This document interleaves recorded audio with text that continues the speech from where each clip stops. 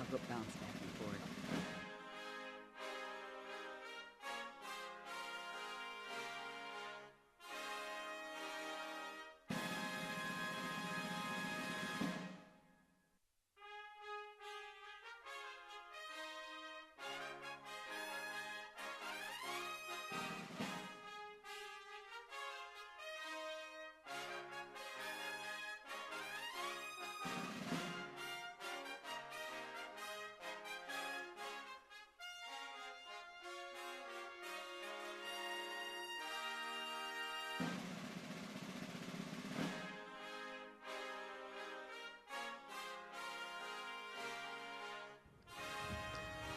Good morning, everyone. We will go ahead and get started. A copy of the Open Meetings Act is located outside as well as on our website.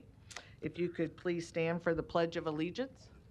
I pledge allegiance to the flag of the United States of America and to the republic for which it stands, one nation under God, indivisible, with liberty and justice for all.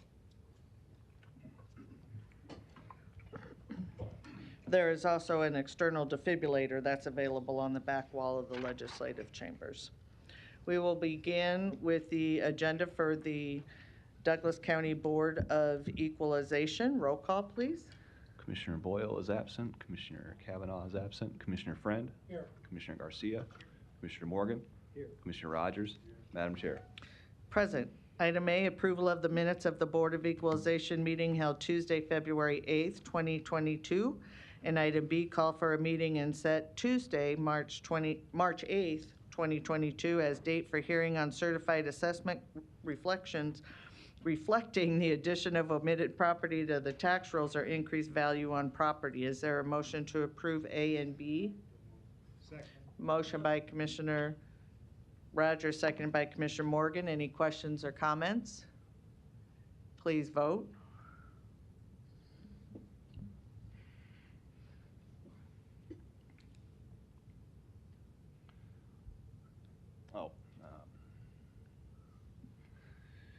Motion passes 5-0. Next, our citizen comments. Is there anyone in the chamber or on Zoom wishing to speak to the Board of Equalization about an item not on the agenda? Good morning, Commissioners. Paul T. Bellinger, Good morning. 10215 West Center Road. I just have a little display here I'd like to. Thank you. Are you able to see this yet? Nope. What do we have to do to it? Oh, it is, okay. There we go. Thank you. Oh, okay. And then you can get over here by the microphone. Is that good? Yep. Tell 'em to remember Thank to you do very that. much. So I'm here today to equal my voice to those of my neighbors and our mayor. I'm seeking the disaffected here to be equalized to those having an exemption of taxation. This line right here represents a normal standard residential speed limit of 25 miles an hour. For me, it is limited in my neighborhood for my next door neighbor and me. I live on West Center Road. The speed limit is 40 miles an hour. My house is located here at 50 feet. My neighbor's house, Miss Clinton's house, is 25 feet off of the road. Now, we both live in the impact zone. I think it's pretty clear to see that if a semi truck is going 40 miles an hour, you could see just by taking this line right up here that you could see that there's an impact zone there. I'm pretty sure that my Douglas County Health Director, Ms. Hughes, could see that that's an unsafe, unhealthy situation there. I'm pretty certain that my Douglas County Director of Corrections probably wouldn't want to put somebody in jail because they were found guilty of putting things in their yard that protect me from this situation here. The bus going 40 miles an hour, the semi-traffic going 40 miles an hour. This is an unsafe situation for me and my family, my next door neighbors. This is not correct. I would hope today that Chair Borgeson, that you would equalize me to those having an exemption taxation, because this is not a safe spot in Douglas County for us to reside. There is a standard in Douglas County that occurs in my front yard that is different than my neighbor in my backyard. You know, so when the city of Omaha has somebody complain to the hotline, they say, oh, well, we need all these trucks out of our neighborhood. I'm the standard that the city points to when they say, well, look at this idiot over here on 102nd and West Center, Nutbag Lane over here, that has horrific accidents almost every day in front of our house. Doing nothing is not the correct thing. Doing nothing is not the correct thing. So today, I'm asking, is there a commissioner here that thinks this standard I get in my front yard doesn't warrant an exemption? If so, please raise your hand. Please raise your hand if you don't think the same standard that my neighbor gets behind me isn't the same standard that I should get. Dan Esch, would you please record how many hands are in the air today for this meeting? Thank you. Thank you, commissioners. Thank you. Mr. Bellinger, can I get a copy of what you presented, please? Anyone else wishing to speak during the Board of Equalization But you don't need this, do you? about an item not on the agenda? Morning, ladies and gentlemen. Larry Storr, 5015 Lafayette Avenue, Omaha, 68132. I have to go along with Mr. Bellinger that this is one place where our voices should be equalized, but most often are not.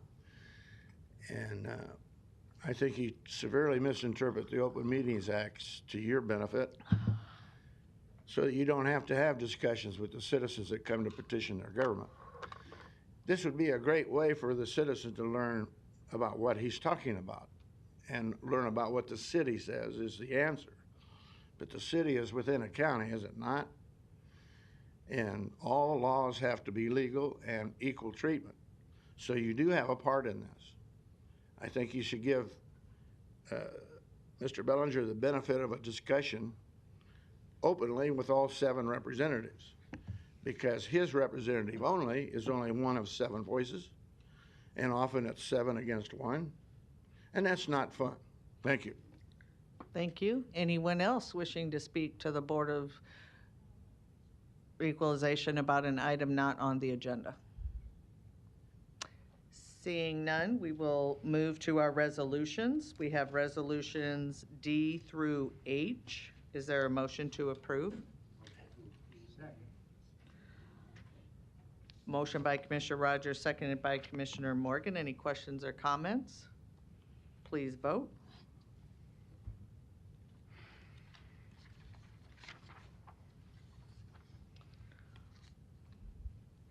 Commissioner Kavanaugh is now present. Motion passes 6-0.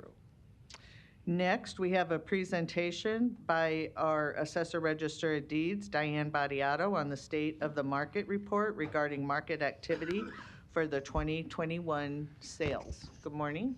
Good morning. Yeah, just when I'm, okay, I'll click on it when I'm ready to start then. Okay. No, okay, that's fine. Is that all right? Yeah. Okay. Good morning, Commissioners. Diane Badiato, your Douglas County Assessor, Register of Deeds. We have sort of like an unprecedented presentation this morning talking about the state of the market for Douglas County properties and valuations. We're going to be telling you a little bit about what happened in 2021 that specifically affects values of property. I'm going to ask for the assistance of some of my management staff. Of course, they're going to be sitting right here. I'll be calling them up as they're presenting their slide. My first is my Chief Field Deputy, Brian Grimm. And I have Zach Bass, who is my Senior Residential Appraiser Manager. And of course, you know Mike Goodwillie, our Compliance Officer. So between all of us, we do a lot of work along with all of our appraisers to arrive at fair and equitable valuations. Those valuations are based on sales and market trends in the Douglas County areas. Before we get started into the body of the presentation, I just want to let you know that normally this is something that I meet with the commissioners on and varied organizations, and it normally takes a good hour or more to go through in detail. So because we're in just a time restraint, they're going to give me 30 minutes. We're going to skim by all the intricacies of the text in our presentation that we would normally give one-on-one, and we're going to delve more in the data of where we arrived with exhibits and explanation of the exhibits that we're going to be showing you. So I wanted to give that caveat immediately. For those of you who are at home or available on the TV that has your computer available, you can get on our website, dcassessor.org, and on the left side of our homepage, we do have two links that would be pertinent information for you today. One is a copy of our market area map. And our market area map is going to show you, and you'll see here in a little bit, we have split up our county into 19 market areas. And those market areas are specifically designed around the high school areas. And that gives us a more homogeneous view of values and sales in those different areas. So that's what you're going to see on your market area map. You'll also have the second link that says the 2022 State of the Market. You can click on that and follow us along as we go through our shortened presentation. So those are just some housekeeping things I wanted to let you know about. Okay, they told me this is going to be real easy. There we go. This is something I just pulled after Sunday's World Herald. If any of you had read through it, it talks about how tight our real estate market is in the Omaha area, and it has been for the last probably 4 or 5 years, growing since 2012, but really, really slapping in our face a high escalated market in the last probably 4 years or so. It talks about the tight market. It's not expected to improve soon, and it just goes through the fact that valuations and sale prices and then subsequent valuations are based upon valid sales in our area. And right now, and that's also based on what a willing buyer will pay a willing seller, and also supply and demand. And we're in a situation in the last several years that we have very, very little supply and a whole lot of demand for varied reason, interest rates, et cetera. hold on. Why isn't that going? There we go. At the bottom of this one, and I know it's hard to see. Hold on here.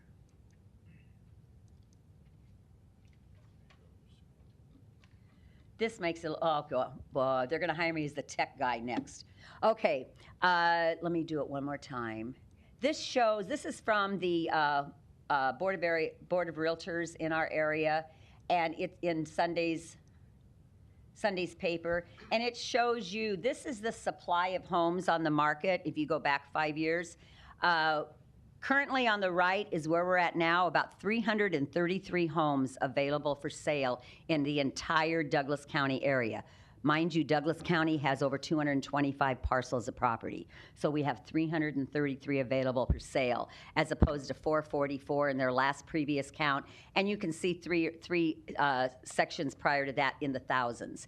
Prior to that, I mean, we were always never less than 1,000. Now we're at 333. So that, really talks about the issues that we're having in the supply. So that's a perfect example of why we're where we're at in the market, is just because of there's a whole lot of buyers and not a whole lot of sellers. So sellers are being able to pretty much call their own card when it comes to selling. So now we're going to go into the body of our State of the Market presentation, and we title it, Could I Sell It for That? And when we're in the type of market that we're in now, that's exactly what we're talking about. So houses are selling for tens of thousands over what they're listed at, and that's with the list price usually being a little escalated is what they're valued at. So we're creating actually a vicious circle. When the market does normalize, the buyers and sellers have created a whole new normal of pricing. So we're going to be in this type of a whirlwind for quite some time until things really pivot to the other side. And we really want to ask ourselves, do we want to pivot to the other side? Because look what happened in 2008 after our 2003 escalation of the market. And the last thing we really want is to revisit 2008 through 2012 again. So we go through several pages of detail. This describes what areas of our county is in what market area. I'm not going to go into detail on that because you can read it on our website. Commissioners, you have copies of all that. I think some of the media and the administration have copies of all that. So what we're going to do is I want you to go, no, I'll go, sorry. Okay, if you look at this chart from the Great Plains Regional MLS, you will see a lot of zigzags, and they're all on the upward trend. What this is telling us is that back in 2016, on the bottom left of the screen,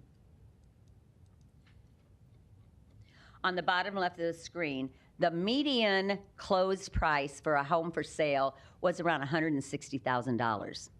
That was 2016. That was only 6 years ago. We're just into our 6 year ago. If you look at the mid-2021 on the right-hand side, it's onwards close to 260,000. So in 6 short years, look at how our sale prices have escalated to a point where it's just really, really noticeable about where we're at in our market, in our sales market. One thing I do want to say is that a lot of people question, the data. We explore different facets of information, not just ours. We go through the multiple listing service. We do different links online. We look at regional and national publications. It's this way across the country. But it's really showing that these things are really happening. It's affecting things good and bad, and the thing is values have gone up extremely. I just lost my train of thought, I'm sorry. Anyway, so I'm gonna start with that chart, and then just the next couple pages are just different areas. October 9th of 2021 was a Home Buyer's Guide to Omaha Real Estate. It talks about the same thing I'm just saying, is about the prices increasing. One of the things I want to say as far as having confidence in the data and a confidence in the sales is that every sale that we look at to validate, to make sure they're in our realm of valuation cycles, is confirmed because they're always recorded in the Register of Deeds office first. So all of our sales are official records with transfer statements that have gone to the state of Nebraska confirming that the conditions of that sale, and those are the numbers that we start with when we start our two-year cyclical cycle of values. So they're real prices. They aren't fabricated. They aren't, let's pull it out of the blue sky or a cloudy sky. Those are actual sales that are confirmed and recorded in the official records of Douglas County Register of Deeds.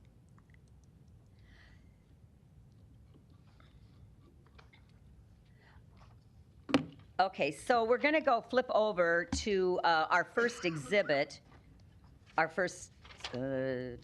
exhibit, and it's going to be exhibit number 4. And I'm sorry I'm mumbling all over this, but like I said, we don't usually do this in public forum. We usually do it one-on-one in the comfort level of my conference room. There we go. Okay. I'm going to call Mike Goodwillie up here, my compliance officer, and he's going to talk to us about this. You want me to- Yeah, let's blow it up a little. this chart that we're seeing now.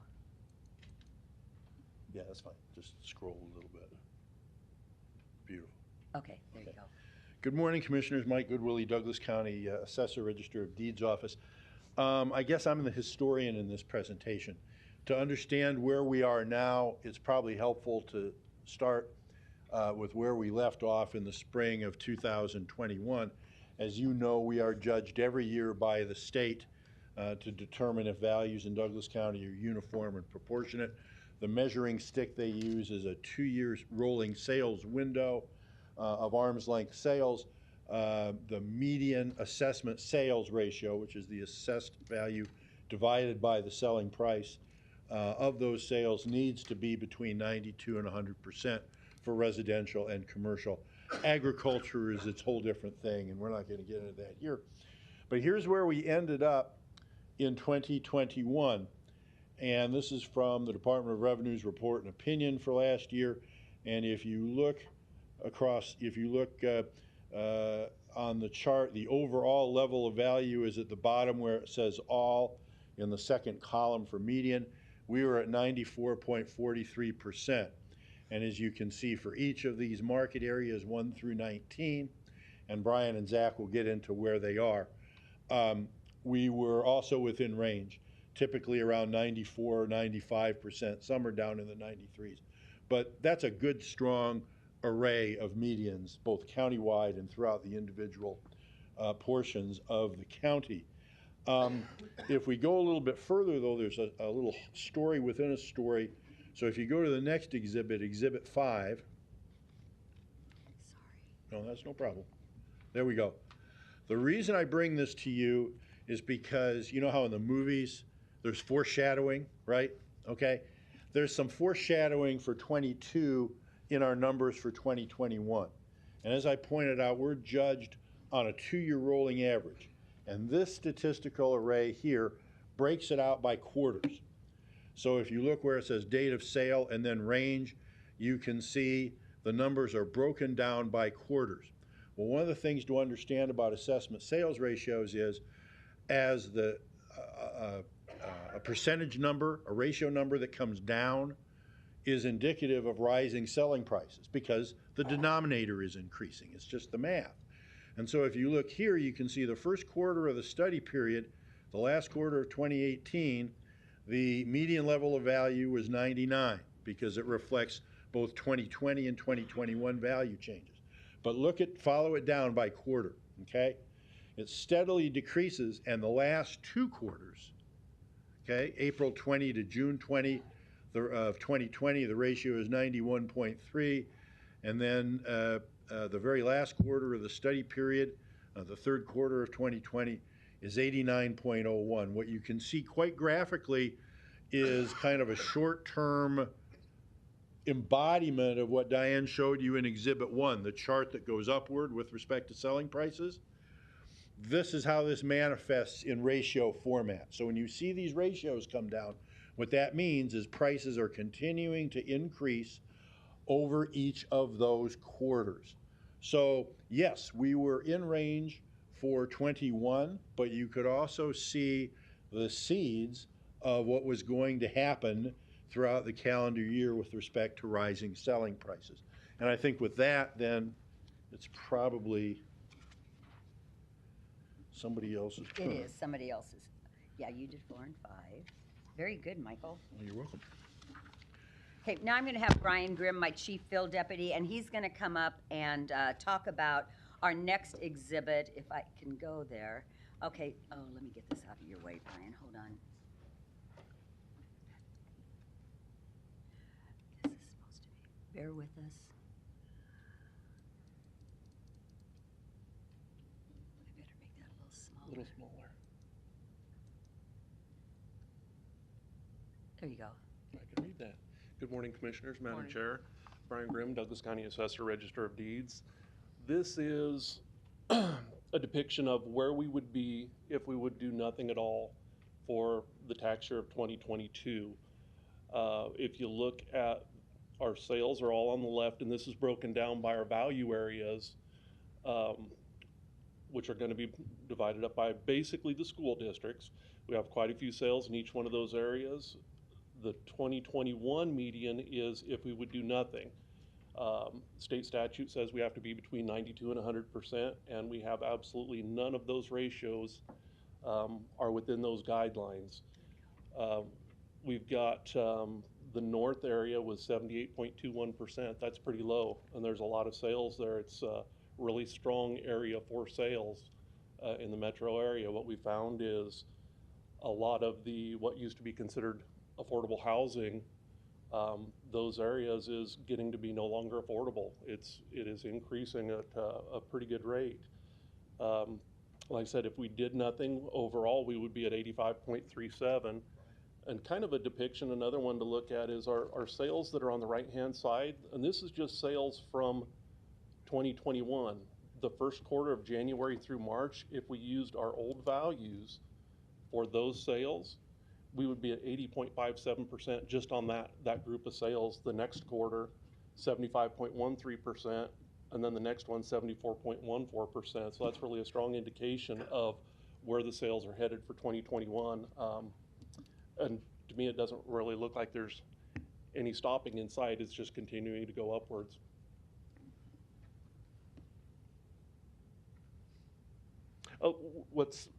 Where this is really going is the buyers and sellers are the ones that are controlling where the values are going. And a lot of it, Diane's talked about a little bit before, it's supply and demand. We have a short supply of houses, and what's happening is you've got people that are getting into bidding wars. They're putting a house on the market, and a week later they're taking bids on them, and people are paying over the asking price for the homes, and it's really, really increasing the valuations. That's something we have to follow that. No matter what we do, we have to follow what the buyers and sellers are doing to be in compliance with the state. Anything else? Yeah. Okay. I just wanted to expand a little bit on what Brian was talking about. If you notice in the first column, we had 19,800 in our 2021 sales period, which is October of 19 through September 30th of 21. That's how we work on our yearly values. We had 19,806 valid sales. Those are sales that we're able to use within the confines of our calculations. I'm just going to expand a little bit on the right side of this chart. We survey our ratios, so our median ratios quarterly, just so we can keep a handle on what's going on in the market. And so as of the quarter between January and March of 2021, remember we started out at 94.43% in our rate between the 92 and 100 ratios median. We started out at 94.43. That was at the end of what we valued for the end of September of 21. Already that first quarter of last year, that median was down to 80.57. The second quarter, April through June, that median was down to 75.13. The third quarter, July through September, which was the last quarter of that sales cycle, was down clear to 74.14. What that's telling us is that those values, just as this chart says, are totally unacceptable in the eyes of the state because the sale prices have escalated so greatly. And so the difference between that sale price and the current value brought those percentages down. I guess we were going to next.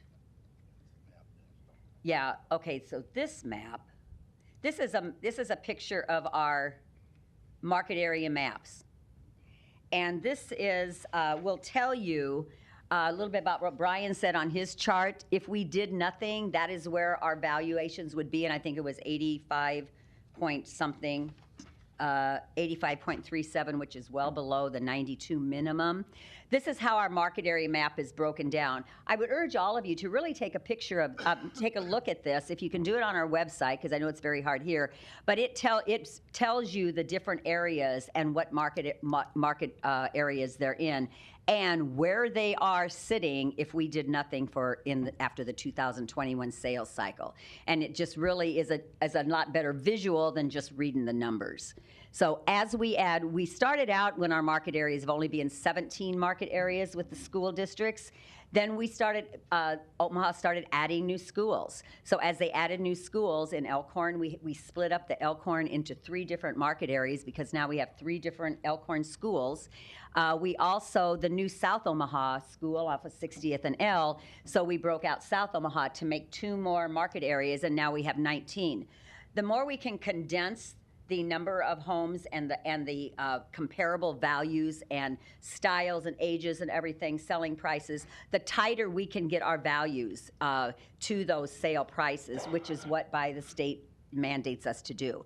So that's just a picture, a visual of that, the data that Brian just talked to you about.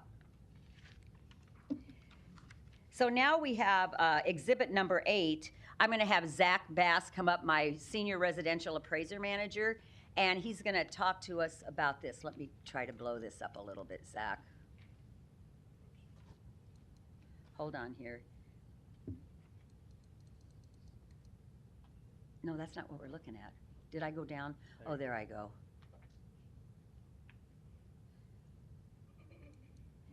You know, maybe that little overhead wasn't so bad, Karen. We tried not to use the overhead and try to be really techie. But will that work? Good morning, Commissioners. Good morning. Zach Bass, Douglas County Assessor Register of Deeds Office. So I'm just going to take a quick second to go over with our overall differences in sales prices that we've had from 2020 to 2021. So if you'll see there, each area is broken down by our high school, basically the high school districts is areas 1 through 19. And that was done because of most of these high schools in Omaha, Benson, South, it's more of a homogeneous area to where homes were built. So a lot of our sales we try to keep similar homes in those groupings with each other. So Benson, South High School, those areas is the homes were built in the same time period in them. So it makes it a lot easier for equalization and value-wise when we're valuing those neighborhoods. Just going through our areas this year, all of them seen a pretty substantial increase in sales price. The one area, DC West, where you see it go down a little bit, it's just because of that area is so huge and it's more of a rural area that the sales in 19 and 20 compared to 20 and 21, we had more $1 million sales in neighborhoods like Blue Water and West Shores. And then the following year, we had more sales in the $100,000 range in the City of Valley, City of Waterloo. So that's why you see that number, and the sample set is pretty small for what we were working with. But if you go down the line and you go through Elkhorn South, Elkhorn North, Bennington, you start looking at them, you see the giant increases. This is just the increase in the sales price of a house in 1 year. Some of these houses we've seen have sold, the house could sell in 2020 for $150,000. Someone turns around and sells it again 6 months later for $170,000, $175,000. So that's the type of turnaround that these houses are having and what we're chasing. So in overall, Douglas County-wide, it kind of matches up with the percentages that they showed on the previous chart where we're at 85% and we've got to get up to at least 92 to be in compliance. So the year before that, we ended at 94. We're at 85. We've got about a 9% increase in sales prices on average in these areas.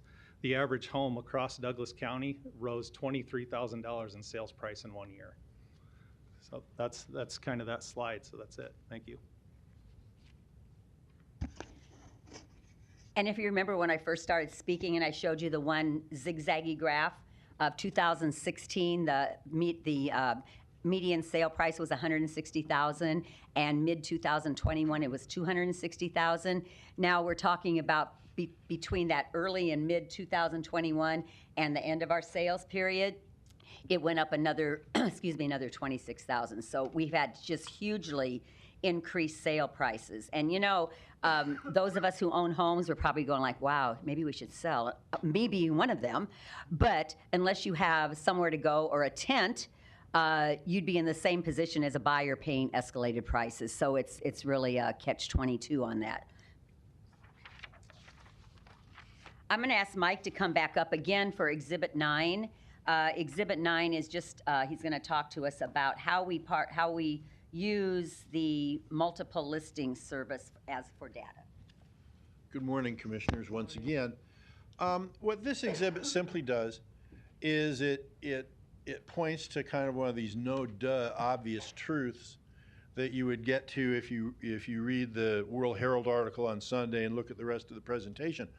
A lot of us are old enough to remember that when somebody said, well, they're trying to sell their house for that. That's what they're asking for.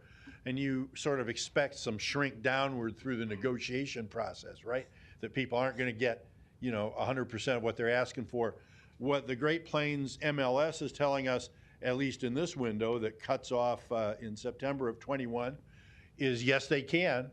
It shows asking price and it shows the percentage of asking price represented by the selling price. And it hovers around 100%, and even in the later part of that study period, it's over 100%. So this sort of exemplifies, I think, what people anecdotally know. I mean, everybody kind of knows somebody who, to get their house, they had to pay way over asking, or they had to waive an inspection, or they had to do something that's really uncommon. But this, over the long haul, shows that, yep, when people ask for it in this market, now they get it. Thanks, Mike. And before we go to the next slide, I don't want to be remiss, if I can find my notes, in talking about, we've talked primarily about residential because residential makes up the bulk of our community and our county. But we cannot forget the commercial property because that's where a lot of the revenue really bumps up. Commercial has not been immune at all into the upward market pressure. The level of value for commercial property in 2021 that was turned into the state and give a rave point system and a report card was 94.46%. Now, I'm going to have Brian come up in a minute and talk to you about the last chart we have that will show us some of the facts about different use types. Commercial is always valued basically on their use type. If it's a storage building, if it's retail, if it's hotels, how that property is being used, and that's how we base commercial values on. So we've had an influx of pricing in commercial. Although COVID, did a number in some instances on some of the use types like hotels and things like that totally rely on customer participation, but not as much as everyone thought it would have, and they're coming back. But I'm going to have Brian come up and talk to you pretty much about some of those use types in a chart that we have on the commercial areas, and he can go into detail about what we're seeing as the use types because it might be hard for you guys to read on the screen. Good morning again. Okay, let me get this blown up for you, Brian. And then moved over. Oh, gosh.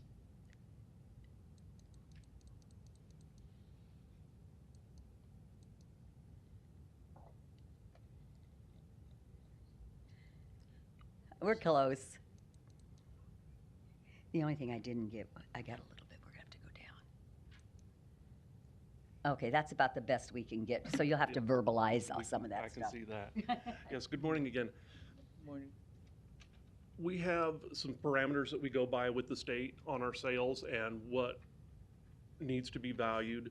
What these are anything that has 10 sales or more in commercial. The state always gives us guidance that if we have 10 sales or more in any use type, that we need to look at the valuation of them and the median ratios to see where we're at. So what these are anything that meets that criteria. The red line that we have on the very top of it is the minimum ratio that we would be able to have an acceptable value on with the state of Nebraska at the end of the day. The blue colors on all those are, again, where we would sit if we did nothing at all. There's a few of them that are already, we've got 3 of them that are already above the 92%. Those we really did not do very much with. We worked some building permits on them, and for the most part, we left them alone. We just did what had to be done. Everything else are areas that where we were out of compliance, we had to move those up accordingly just to creep over the 92%. Overall, we're right around 94% with the commercial. That's still changing even today. We'll be getting those finalized by the end of the week. But once again, you can see many warehouses drop down to just a little over 70%. It's a strong market. The sales are what is driving the commercial as well. We still have 557, I think, valid sales of commercial properties, in the last 3 years. And that's the sales that we use for the guidelines for the state. Don't know, it's another thing, don't know when it's gonna slow down, but we're gonna continue to do our job to make sure that we're in compliance at the end of every year. The biggest movers right now are the mini warehouses. We still see a good amount of office space. That is probably one of the biggest. A lot of people, and what I've been told is mini warehouses, it's really popular because as a society we have a lot of junk. We just need somewhere to put it. And it has been a good investment for people.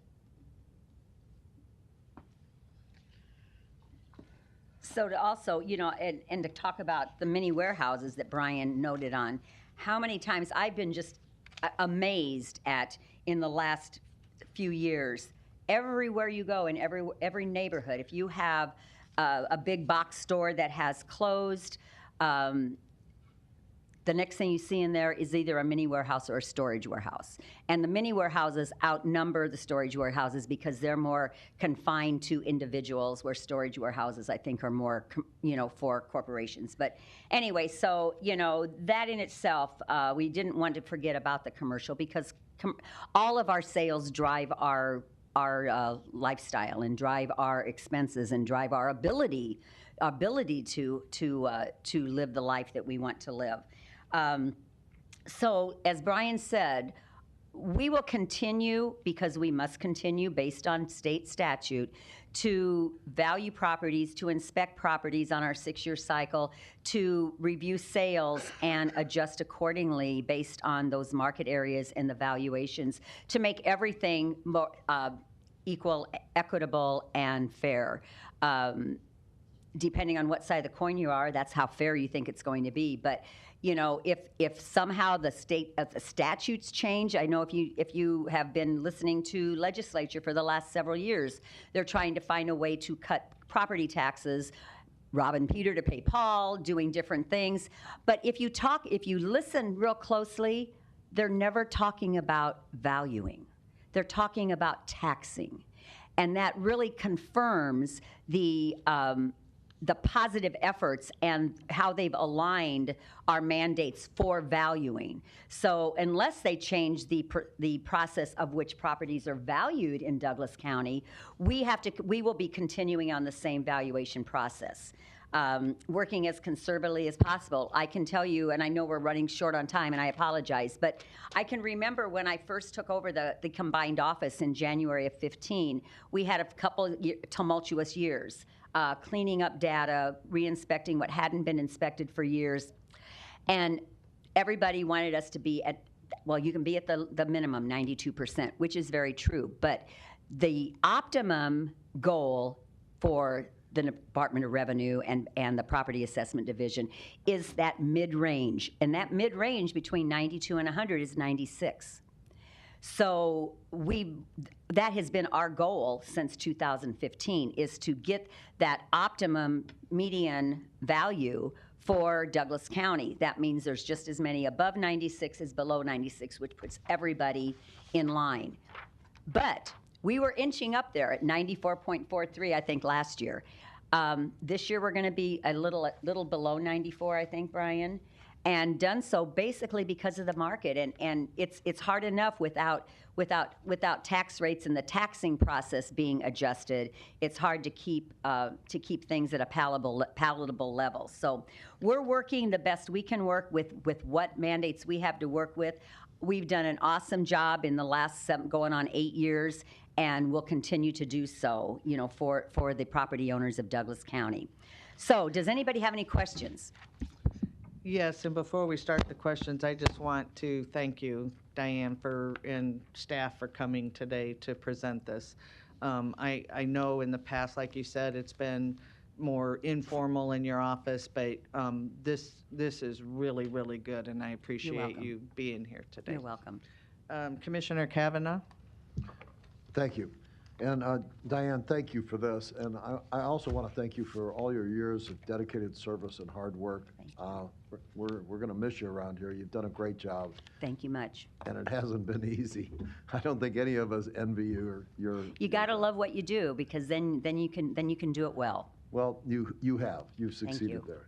I have a quick questions and a couple quick questions, and forgive my ignorance on this. I'm not an expert like you and your staff, and I appreciate your expertise. Just as an overall question, how many parcels of property are there in Douglas County? Okay, and as I said earlier, there's a little over 225,000. Okay, and that includes taxable property and non-taxable property? That's everything. Great. I had to look for confirmation on that. Keeping track of 225 moving pieces every year is. And then you also have to realize, Commissioner Kavanaugh, that we have over 225,000 parcels of land improvements, et cetera, in Douglas County that the assessor's office is mandated to value on a 2-year cycle every year. But on top of that, we have another over 225,000, those same parcels, that because of the combined office, the Register of Deeds side of the office is mandated to record all those documents and keep them in searchable order and accessible into perpetuity. So you've got a double whammy there. Yeah, that's quite a jigsaw puzzle, quite a mosaic that you got to keep track of. So, kudos. In Exhibit 7, I think, where we deal with I think it's called the sales ratios in the different sales. Is that the map, Jim? Yeah, I do. I got it right in front of me. Assessment sales ratios by market area. And I think you said there were maybe 19 market areas? Yes. Okay. I just would like to know, relative to the variation there in those percentages, first of all, what's the basic definition of assessment sales ratios? What is the definition? Okay, Mike, of that? you can do that. I thought we had that. Oh, I thought we had that. It's simple. The assessment sales ratio is the current assessed value divided by the selling price.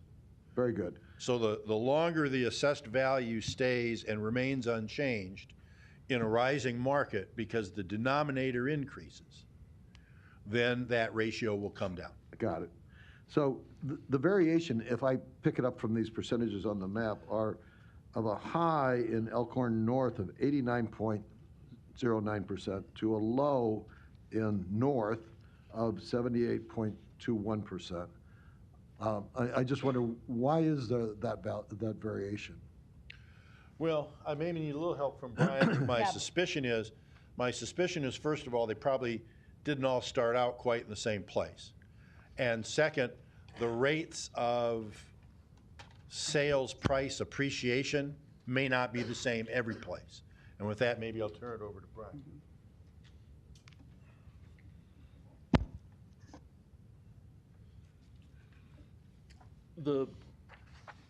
The low being in North, a lot of that is due to that is where affordable housing is. You can see the 78.21%. There's a lot of sales up there. If you go back about 10 years through the Omaha Area Board of Realtors, if you go around like 30th and Ames area, a typical house might sell for, at that time, 20,000, and that same house is about 75, 80,000 now. And that's what we're really starting to see in some of these areas. The older areas of town is where affordable housing is, and we're starting to see more and more people are flipping those homes. Okay. And we don't see that when you get into the newer areas such as Elkhorn. We really don't have much of that yet. Gotcha. Okay. And finally, in Exhibit A, if I run out of time here, we can come back for this. Exhibit 8? Exhibit 8 has the average residential sales price, I think you said Okay. $286,465, the most recent one, and it's bumped up, as you indicated, by 20-some thousand just since '21. What area are you looking in, Jim? Exhibit 8, And what area? I'm Or just you're taking looking the at kind the of the overall bottom line average sales price at the bottom of the page, Okay. 286. Yes. Okay. Those are residential properties, yes? These are all residential. Okay. That's Then- why we had the caveat at the end about commercial. Great, great. So, and maybe this isn't possible, and I apologize if I'm missing something here, but in Exhibit 10, when we're talking commercial Time. properties, we'll come back in a second. Commissioner Morgan? Okay. Thank you, Diane. I've attended those private meetings over the years. They're a lot more and, in-depth. and appreciate your people. I think this is good for the citizens to hear, and I think I want to thank Mary Ann for setting this up so that the public can hear this too.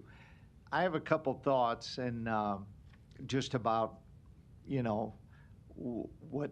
what has happened in the supply and demand. Last Thursday, I happened to be in a real estate class with Michael Werner. I was a licensed appraiser under 2 different certificates for a number of years, starting back in the late 70s into the 80s, and then gave it up when I was mayor. And he talked about the number of listings as of last Thursday in Omaha was 160 listings. And he talked about the average 10 years ago was over 6,000 listings. Right. And we're in a very, very unusual times in every area, whether it's hospital beds or whatever it might be. Today, if you told me you could sell me 10 Escalades at full sticker price, I'll buy them all. And I'm not even going to use them. I'm going to sell them to other Cadillac dealers at $5,000 to $10,000 over the retail price because there aren't any vehicles available. And I want to be careful on these homes for sale because one of the things we learn in about the 5th grade is supply and demand. If you're ordering a refrigerator, and I can give this exact example at Nebraska Furniture Mart a year ago, you wouldn't have it when they told you you might have it in 60 days, 4 months, or 6 months. And I happened to be ordering one for a commercial property, and at the end of 6 months still didn't have that refrigerator, which wasn't any special refrigerator. So I want to be careful because if ever we started to get back to the norm of having homes on the market, these values aren't going to be where they are. We're going to have another bubble like we had in '08. And I want to be careful on that escalation of the price. Also, when Ryan spoke, I think we have to be careful on commercial property because you can see office buildings like the Belmont building, which is in one of the nicest First National Bank Park out on 144th and Dodge, sell some years ago for about $300 a square foot some years ago, and recently sold for about $125 a square foot, or $130 is what was reported by C.B. Richard Ellis, because of the leasing, because there's so many buildings right now that do have vacancy, whether it's an old mill or at 90th and Dodge or in downtown Omaha by the Marriott. So I think we have to be careful on the commercial. Now, I know the apartment market is extra hot because people don't have a place to put their money and that looks to be a good investment. So I think, and you're totally right, Ryan, with what you said about the warehouses and those industrial buildings or flex buildings. That's a really scarce commodity, and investors are looking at those.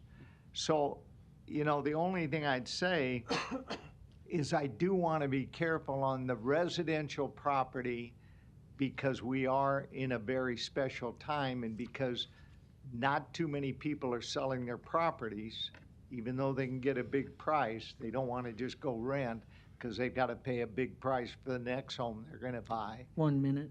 I want to be cautious about how much we're increasing values. And I know there's homes that I've heard about in the 58th, 60th and Woolworth, or those areas where they had 70% increases and there hadn't been a sale of those homes for 15 years.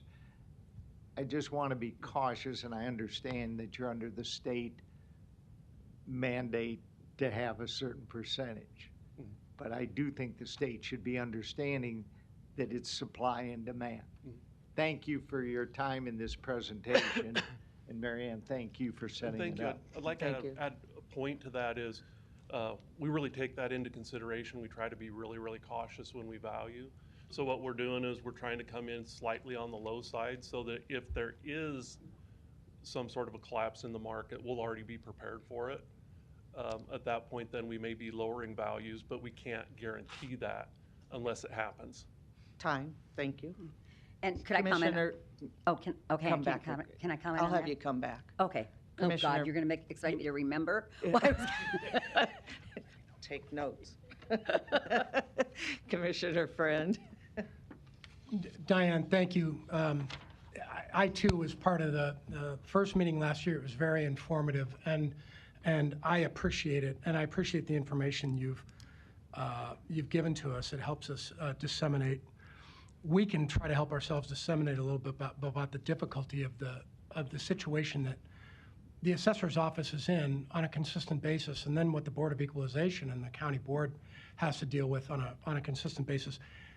Therein lies my question. I'll lead up to the question by saying this, that we know the job is difficult. We know that there are parameters, state parameters laid around how you can do your job and how we can do our job.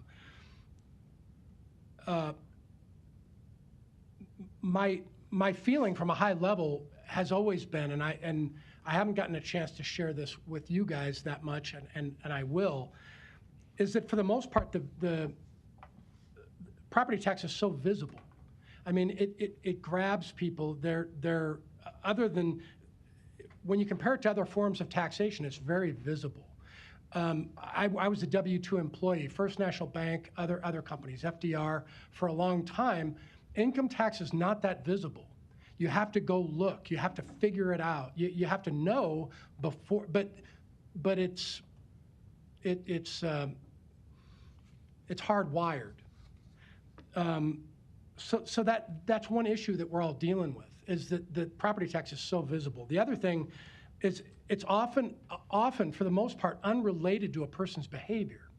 For the most part, sometimes it is. If somebody builds a pool in their backyard or they start enhancing their basement, things change, right? But for the most part, it's unrelated to their behavior. The individual behavior. Yeah, the individual behavior. Property taxes also rise at times because of the value of a neighborhood. The value of a neighborhood changes. And the particular person sitting there going, well, wait a minute, I didn't do anything. Why is mine going up to the degree that this dude? He's the one that did all the enhancement, right? And then finally, when the values do rise and that tax ultimately goes up, there are fixed income citizens that don't really sometimes have any choice. They have to liquidate. They might have to sell their home or there's retired folks that decide, we're fifth in the nation in property tax burden, I can't live in Nebraska anymore. And other people are just raking them in, right? Texas, Florida, Arizona, stuff like that. So my question is this: I know what we try to do to a certain degree from a county board standpoint and a Board of Equalization standpoint to try to communicate these type of things to the public, to the people that are living in Douglas County. Share with me a little bit about what the assessor's office has done, through your, and maybe it's because I'm a little ignorant, I haven't been paying close enough attention, but share with me how you try to educate the public on really this type of stuff, what's happening. It's not just once a year to us. You guys are doing stuff constantly. Well, number one, we have boots on the ground daily except for inclement weather. And that provides my appraisers to interact, if possible, with those property owners. Very rarely do we ever get into a house, just exactly for what you said, because people think if we come in, we're the big bad person and our values are going to rise. The second thing that people do not realize, and we try to get that anytime I speak at events or we have a presentation, we tried to really get across to the fact that it's not the values that completely interfere with your pocketbook, but it's the taxes on those values that are making the difference in your pocketbook. The county itself only receives 20-some% of your tax. Less than that? 1 minute. Okay. Oh gosh, that goes way too fast. Schools get over 50-some%. You know, so it's all in the line of the understanding to the property owner. One of the reasons we have only 1 minute. One of the reasons we have to reach out to our preliminary meetings at the first 6 weeks of the year, and that gives us an opportunity for those folks who feel their values are unfair or the data is wrong, to their personal appraiser to actually visit with them either virtually or by email, mail, or drop off, and talk about the semantics of their property. So that's another way. One thing we're really proud of this year in preliminary meetings, we have today's the last day for those to come in, and we're under 600, which is awesome. And the reason that is, and I truly believe, and because I know you're going to give me a time to answer Morgan's questions. One of the reasons is I think that either you, somebody in your family, somebody in your neighborhood, somebody in your workplace has experienced this escalated market, and they're realizing what's going on. All right. Gosh, No, I'm Italian and I still can't talk that fast. No other questions or comments, but, Commissioner, just a minute. I was just finishing up here. A light came on. Commissioner Kavanaugh, and then I'll come back to you, Diane. Thanks. I have a quick follow-up on what we were talking about there. In terms of the residential properties that we have listed with an average price in Exhibit 8, and then we go to commercial properties in Exhibit 10, and I was wondering, is there an average sales price for commercial properties to compare? No, there's not, because they're all valued on use types. So you have a completely different set of parameters and valuation results depending on the use type of that. One of the things that I do want to talk about on the commercial property is that unlike residential, commercial property is most generally valued on income, the income method. And what that means is that every person who has a commercial property has not only the opportunity, but the responsibility to get us the data we need to correctly and fairly value that property based on sales in that use type. We talk about vacancy rates. We talk about P&Ls. We talk about lease rates. We ask for all those things. My thought, and we've done a very good job of bringing these up to par where they should be, as far, not up to par dollar-wise, but more logically valued, is because my thought is that this is your job, it's your property. We have our mandates on how we value on the income and the income we need for a 3-year period to give you the best and most conservative value for your property. We have many companies that do not comply with that. So my thought is, if you don't want to bring us what we need to fairly value your property, then don't complain. Okay. It's as easy as that. That's great. Just 2 quick ones, and then I'm donating the rest of my time to you to say whatever you want. Okay. Okay. Ag property, is that lumped in with commercial property? No, it's not. Ag property is separate, and that's valued completely separately across the state at 66 to 75. Oh, Mike's going to correct me on that. No, she I was just. close. Yeah, you got there. Ag has its own constitutional valuation preference, and it is valued at 75% of market. The acceptable range is like 69 to 75. It even gets more refined in counties like Douglas or Lancaster, where there are strong developmental influences over the county. When ag properties receive special valuation, we value them at 75% of market for ag purposes only. So what we end up having to do is divorce any non-agricultural influences from our value calculation. There aren't any sales like that in Douglas County. So what we end up doing is we steal sales from more rural counties in eastern Nebraska. So typically what we value, grassland or dry cropland or irrigated land, relates to the market in counties that are really ag counties, like Burt County or someplace like that. We steal their sales data. One final one on that. A big category is tax-exempt property. For instance, the healthcare community is largely tax-exempt from property tax. Do we have any idea how many parcels? I get the map every year from our GIS people that shows tax-exempt properties, but do we have any idea how many of those 225 parcels, 225,000 parcels?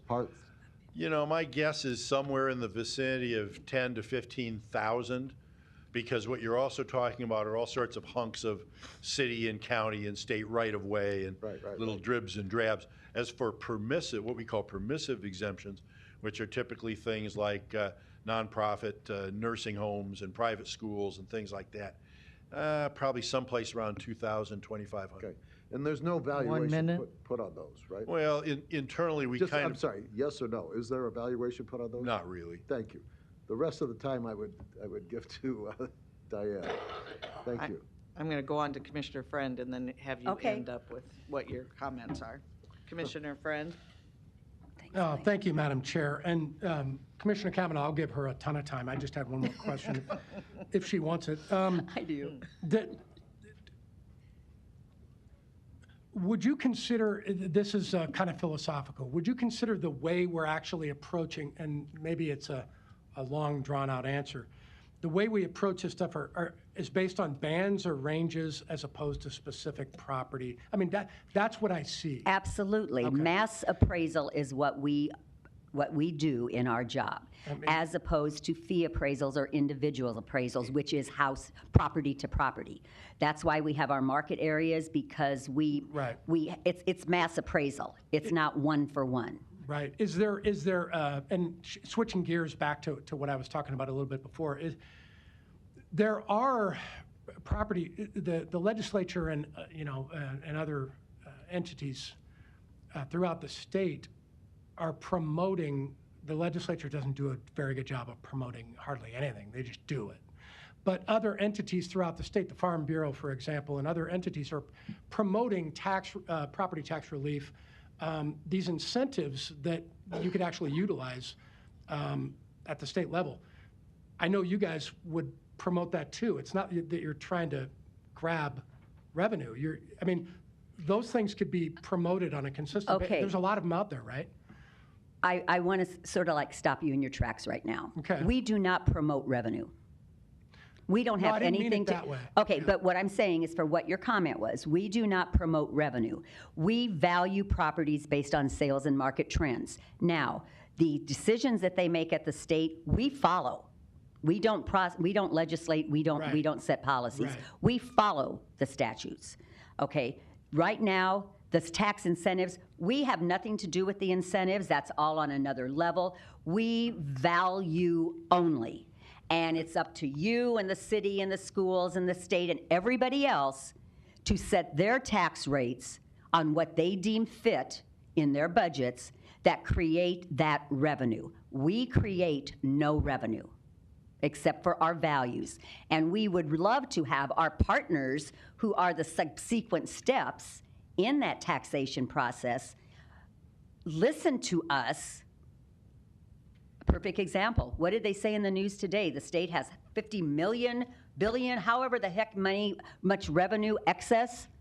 That can be the same whether you're talking about a state, a city, a county, or a community.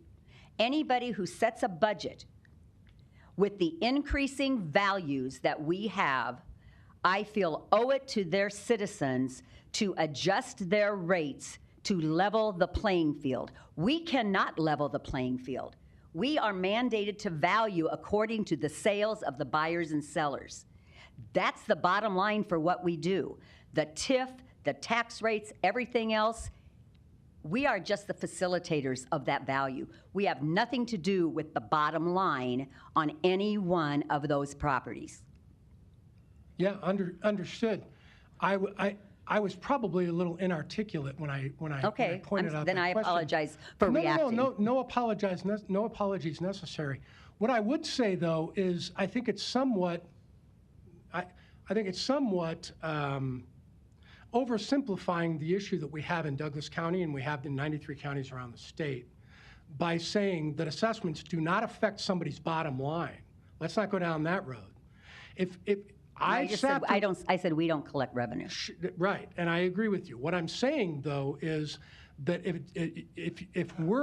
if we could all come to a kumbaya and realize that those assessments do 1 minute. affect bottom lines to real commercial properties and real citizens of Douglas County, then we're on the same page. I sat through my first Board of Equalization meeting last year, and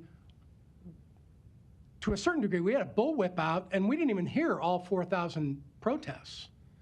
We took 5 hours, and we heard plenty, right? I mean, Diane, you know what that process looks like.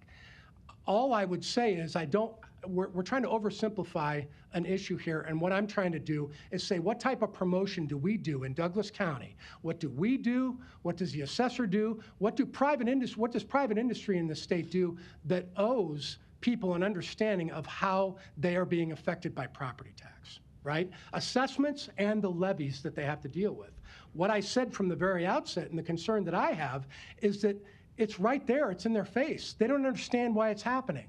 It's our job to educate them. Time. That was Well, my hopefully point. sessions like this will help. I hope.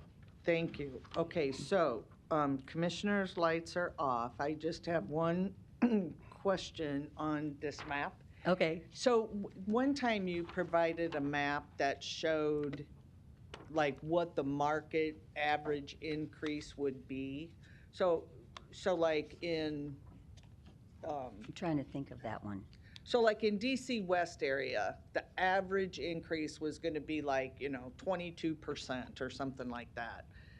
Of the when you got done doing the assessments and the values, there was this map that you showed, and it showed what was the average increase in value in these market areas. Is that a possibility to get that again? Gosh, I'm struggling to, I'm trying to recollect. The closest, Brian, do you want to come up here? I want you to look at this and see if this is what I'm going to tell her is correct. On this chart here, isn't that the increase? No. Okay. That's the average deviation. Oh, I was wondering what that DV. I know what you're saying. We may have had that maybe one of the first couple states of the markets. I know we haven't had that in the last several.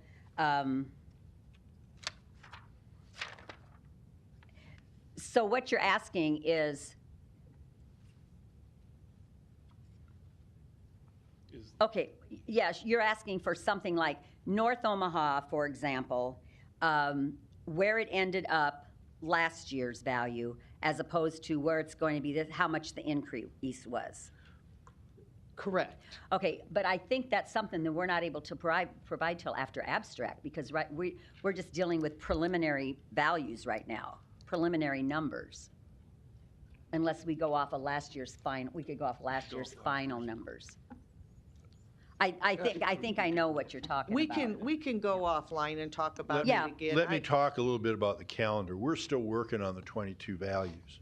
But this is talking about 21. Well, yeah, but I think what she was asking for, Commissioner, what you're asking for is a map that looks like this that will tell the average increase in value for 2022 for each of them. Is that what you're For after? each market area. Yeah, we're not even there yet. Okay, all right. Okay. All right, thank you. We can have another discussion Okay. about that at a later time. So,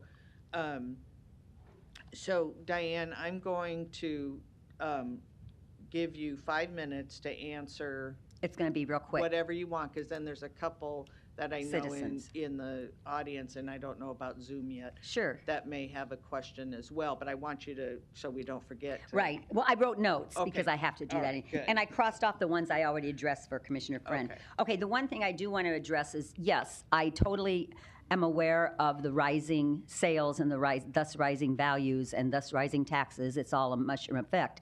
And how it really impacts people on a fixed income or senior citizens. What I really want to promote here is our homestead exemption program. And if people who are 65 as of January 1st every year are eligible to apply for homestead exemption. It's a state program. Right now, currently, unless the statute changes, all the revenue that people are qualified, not to, the taxes that they don't have to pay because they're qualified for homestead, which is based on income, home value, they take off expenses, and they can qualify for anywhere from 10% to 100% relief on their property tax bill. All of that relief then is reimbursed to the jurisdictions from the state later in the year once we finalize all of our figures. It's an awesome program. We've done billboards, we've done outreach, we've done everything we can to try to get this to grow. And it's steady at about 13,000 plus, applicants. But homestead is a wonderful way to see if you can help ease that burden of your property tax. And so I urge everybody in that age bracket, the two requirements: you have to own and live in your property. Those are the two caveats that are the biggest caveats.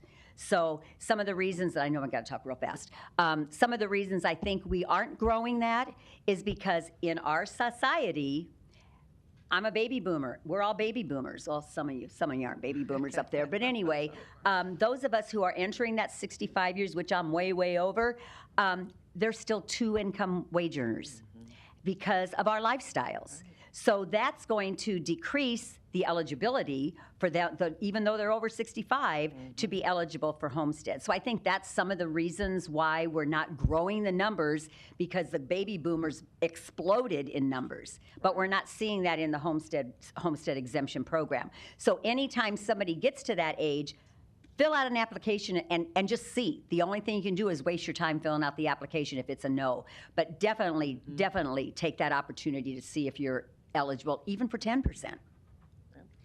And the only other thing I wanted to say about Commissioner Morgan's comments about cautious. We try to value as conservatively as possible and still be within our mandated parameters between 92 and 100%. What I foresee as not having a crystal ball, but I've been in real estate not as long as you, because I'm not quite as old as you, but since 1986. And I've seen a lot of peaks and valleys in the real estate market. What I'm seeing in this long extended peak is that our sales are rising and rising and rising. We are unfortunately establishing a new normal. When this market stabilizes, it's not going to stabilize down here at those $150,000 sales, because there are no more. It's going to stabilize at a $250,000 marker. We've just increased our new normal. So God forbid, should the market crash, I'm thinking it's not going to, but like I said, I don't have a crystal ball and I'm not a seer. But that's what I see happening, is that will we ever go back to the days that $150,000 is our normal sale price? I don't foresee that happening. So. Okay, so with that, I will ask those that are in the audience that would like to comment.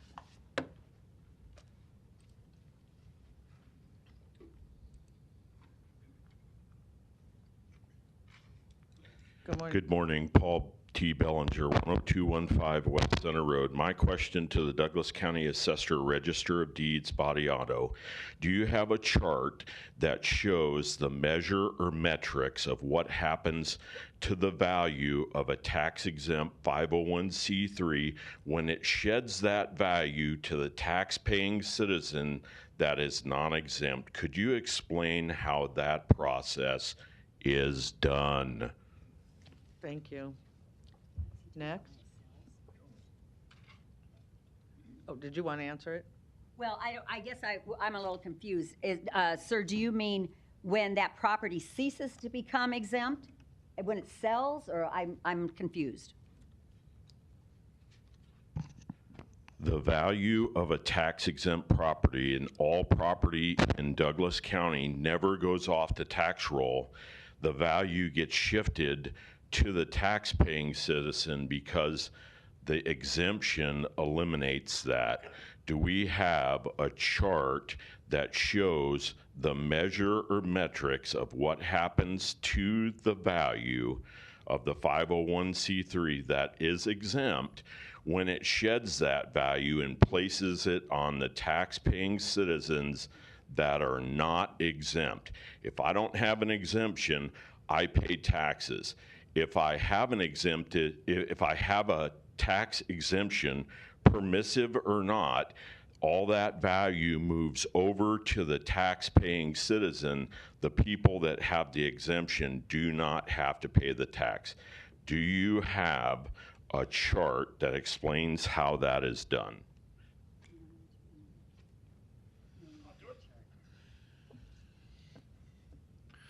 Mike Goodwillie, Douglas County Assessor, Register of Deeds. No, we don't keep any kind of a chart like that.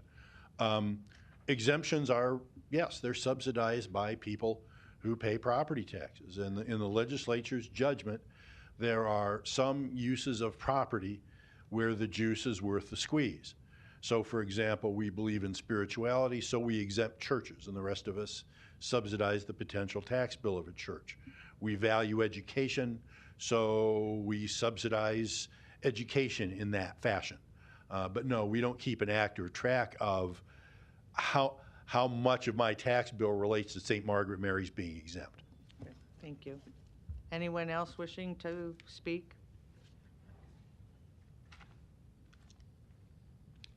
Larry Storr, 5015 Lafayette Avenue, Omaha 68132. I'm one of those people that are struggling with my property tax form right now, and I lost my computer. I find out I'm too late now because I didn't get my email.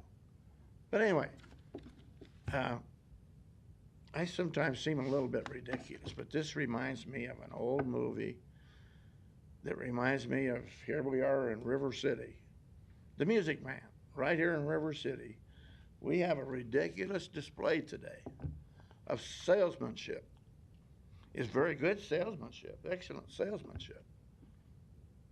And the job of that salesman is to get you to pick up that pen and sign the contract. Well, she does a very good job at that. But the overall picture is what you're responsible for.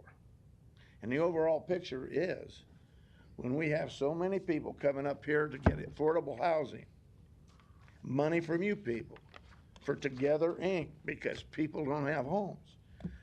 People like me can't afford the property tax now because other people have exemptions. And I might be moving out of town because of that.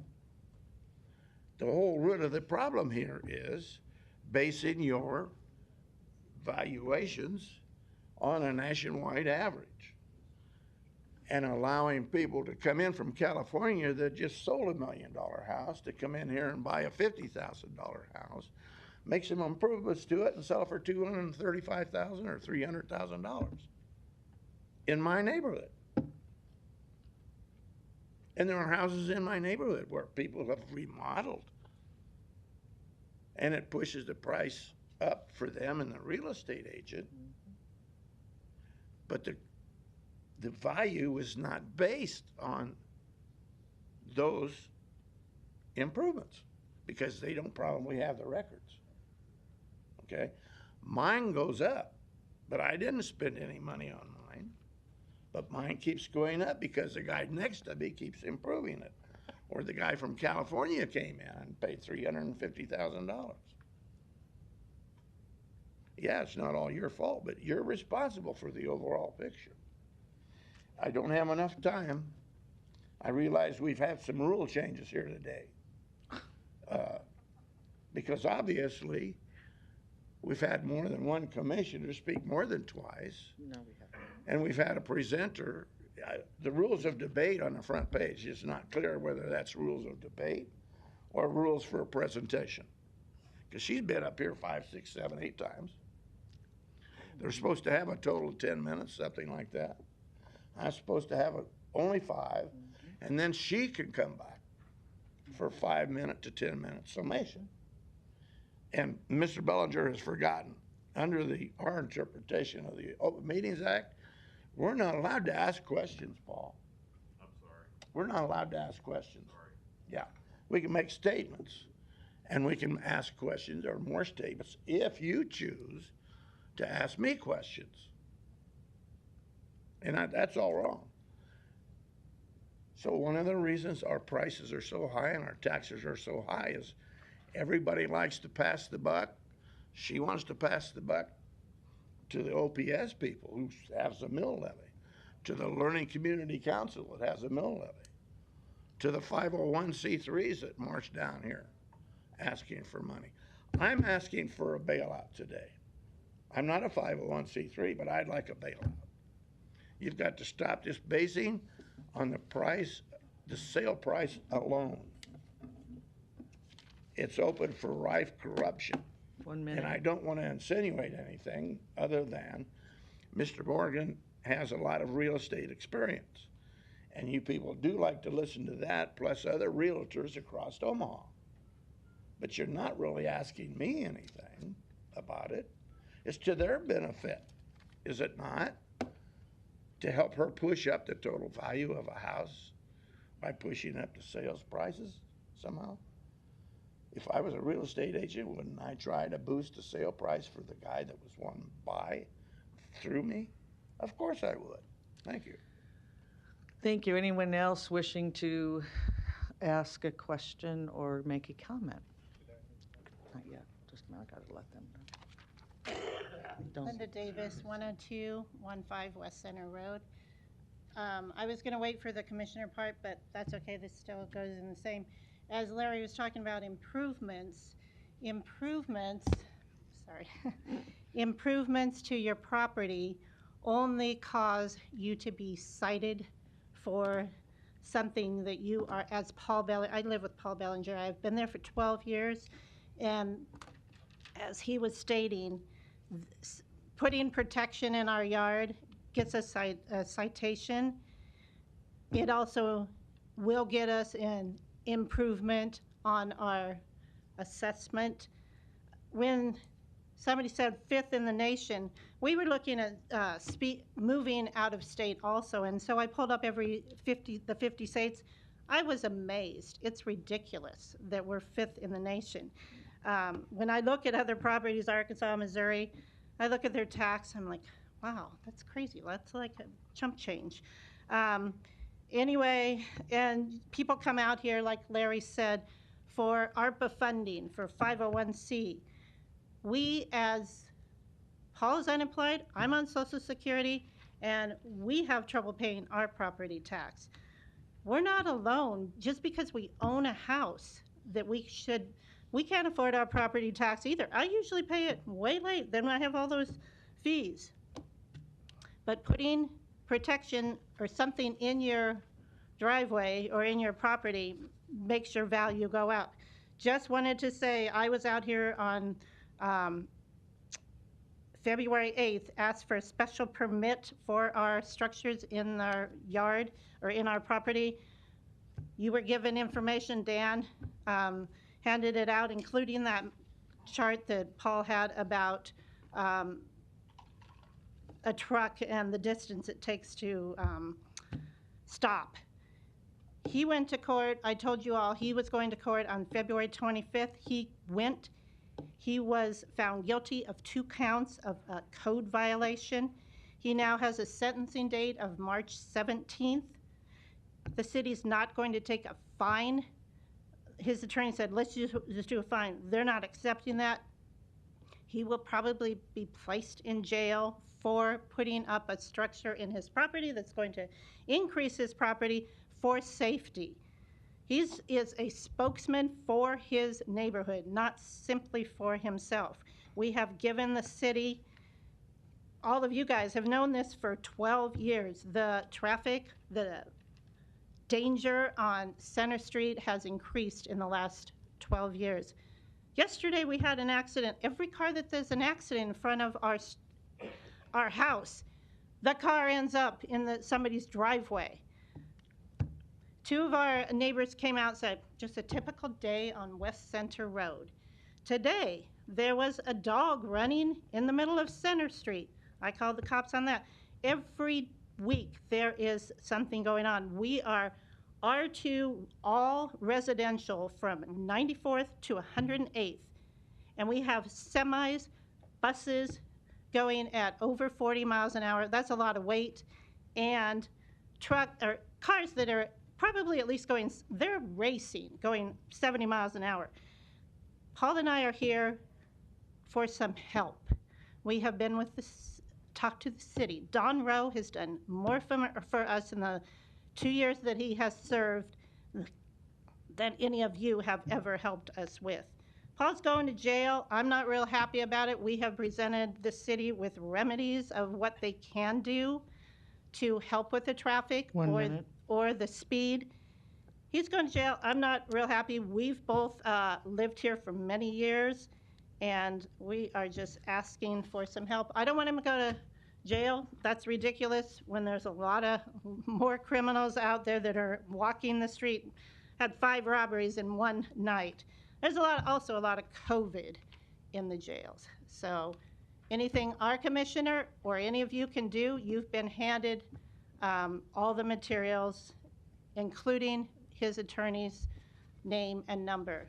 He's got 2 weeks and he's going to be in jail. Thank you for your time. Sorry if I Thank went you. off. We will now wrap this up, and I want to again thank our Assessor Register of Deeds for being present, as well as the staff. Again, I just think it's very useful information for our taxpayers to hear. And while we are a condensed version and in a weird predicament of how we timelines for answering, I do appreciate you all being here today and presenting the information. So thank you. All right, with that, we do not have need for an executive session. Is there a motion to adjourn out of the Board of Equalization? Second. Please vote. Oh, motion by Commissioner Rogers, second by Commissioner Friend. Thank you.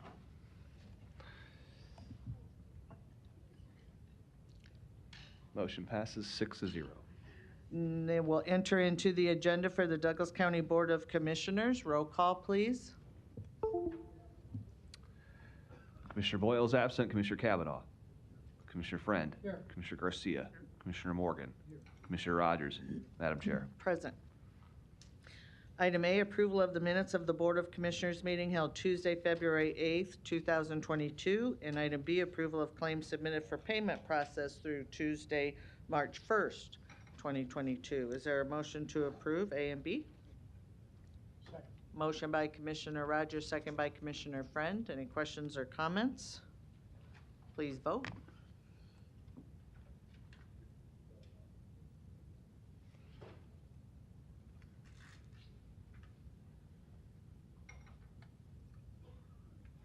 Motion passes 6-0. Next is our consent agenda, items A through K. Is there a motion to approve? Second. Motion by Commissioner Rogers, seconded by Commissioner Morgan. Commissioner Kavanaugh? I have a question on item E. Okay, go ahead. This is approval of an agreement between Douglas County and the State of Nebraska Department of Transportation regarding Coronavirus Response and Relief Supplemental Appropriation Act funds. Mr. Bloomingdale's on this as the submitter. Just for public information, Patrick, maybe if you could quickly give us an overview. My understanding is these are federal pass-through funds for local federal aid highway projects, and this comes through MAPA in the aggregate amount of just over $1 million to be divided up between some counties. Is that right? Patrick Bloomingdale, County Administrator. Mike Helgerson, the Director of MAPA, is on Zoom. I'm going to ask him to give an answer to that and summarize what this is about. Thanks. Yeah, absolutely. And thank you, commissioners, for the opportunity to be here today. Generally, your understanding is correct. MAPPA received an apportionment through the CRISA bill of just over $6.3 million that came to us as federal aid, typically through our normal apportionment funding that we get on an annual basis. In working with NDOT and our local jurisdictions, because the funding was part of the title for local government assistance, we worked with NDOT to get that funding out to communities as quickly as we could and not go through the typical federal aid process, which can take years and years of really kind of regulatory hurdles. And so the agreement for your consideration today really is part of a buyout of those federal funds and providing those funds to communities in MAPPA's transportation management area. The amount of $1 million is for Douglas County itself. There are awards to every municipality and county in Douglas and Sarpy County as well that are enumerated in the agreement that MAPPA has with NDOT. And so that total amount of funding, it was bought out at 90%, similar to other programs, but the funding that will be coming to Douglas County and the other communities in MAPPA's region is state funding similar to highway allocation funds that the county receives on an annual basis. So it's a little bit of a different model, but it's really ends up being functionally an additional award of highway allocation funds to Douglas County. Thanks for that. So the $1,034,772 that's outlined in the agreement here is for Douglas County specifically, is that right? That's correct. And will there be, did I hear you correctly, additional funds coming from this initiative to Douglas County? No, this will be the only payment for Douglas County. The second part of the attachment that's in your packet is our agreement with NDOT, and you can see the figures laid out there. You know, just over about $5.9 million total, but Douglas County's portion is $1 million, and then you can see, let's see, it's on page 3 of the agreement, I guess page 8 of the attachment for this item. Okay. That has the amounts that are going to the other jurisdictions. So the $5.9 million is going to be allocated through similar agreements with all of the other local public agencies like Douglas County, Sarpy County, City of Omaha, et cetera. Okay, and these funds are specifically for local federal aid highway projects, right? They are not for federal aid highway projects. No, they are for transportation related expenses. So similar to the highway allocation fund. So the funding that this counties and municipalities receive through the gas tax formula, they can be applied to any roadway, any project that's eligible for those typical programs. So it is not specific to federal aid projects. By buying out the funding, by essentially swapping the funding, the federal funding for state funding, those federal requirements actually go away. No, our resolution says, whereas the Metropolitan Area Planning Agency has the right to use certain federal coronavirus response and relief supplemental appropriations act funds for local federal aid highway projects. Is that not correct? Well, no, on an annual basis, that is our role and responsibility. So in the way that we addressed that responsibility was by entering into this agreement with NDOT to swap those funds, to buy out those funds. Thank you. All right, with that, there is a motion and a second for approval of the consent agenda. Please vote.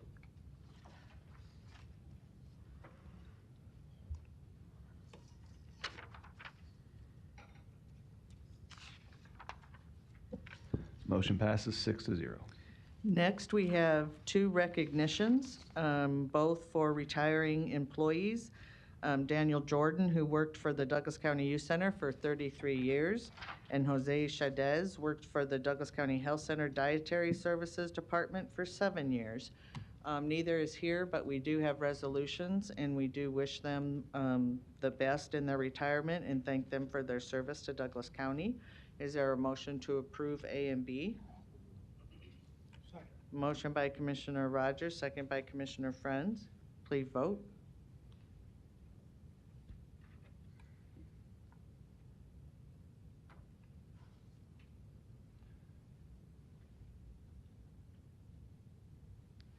Motion passes 6-0. Next are citizen comments. Is there anyone in the chamber or on Zoom wishing to speak to the Board of Commissioners about an item not on the agenda?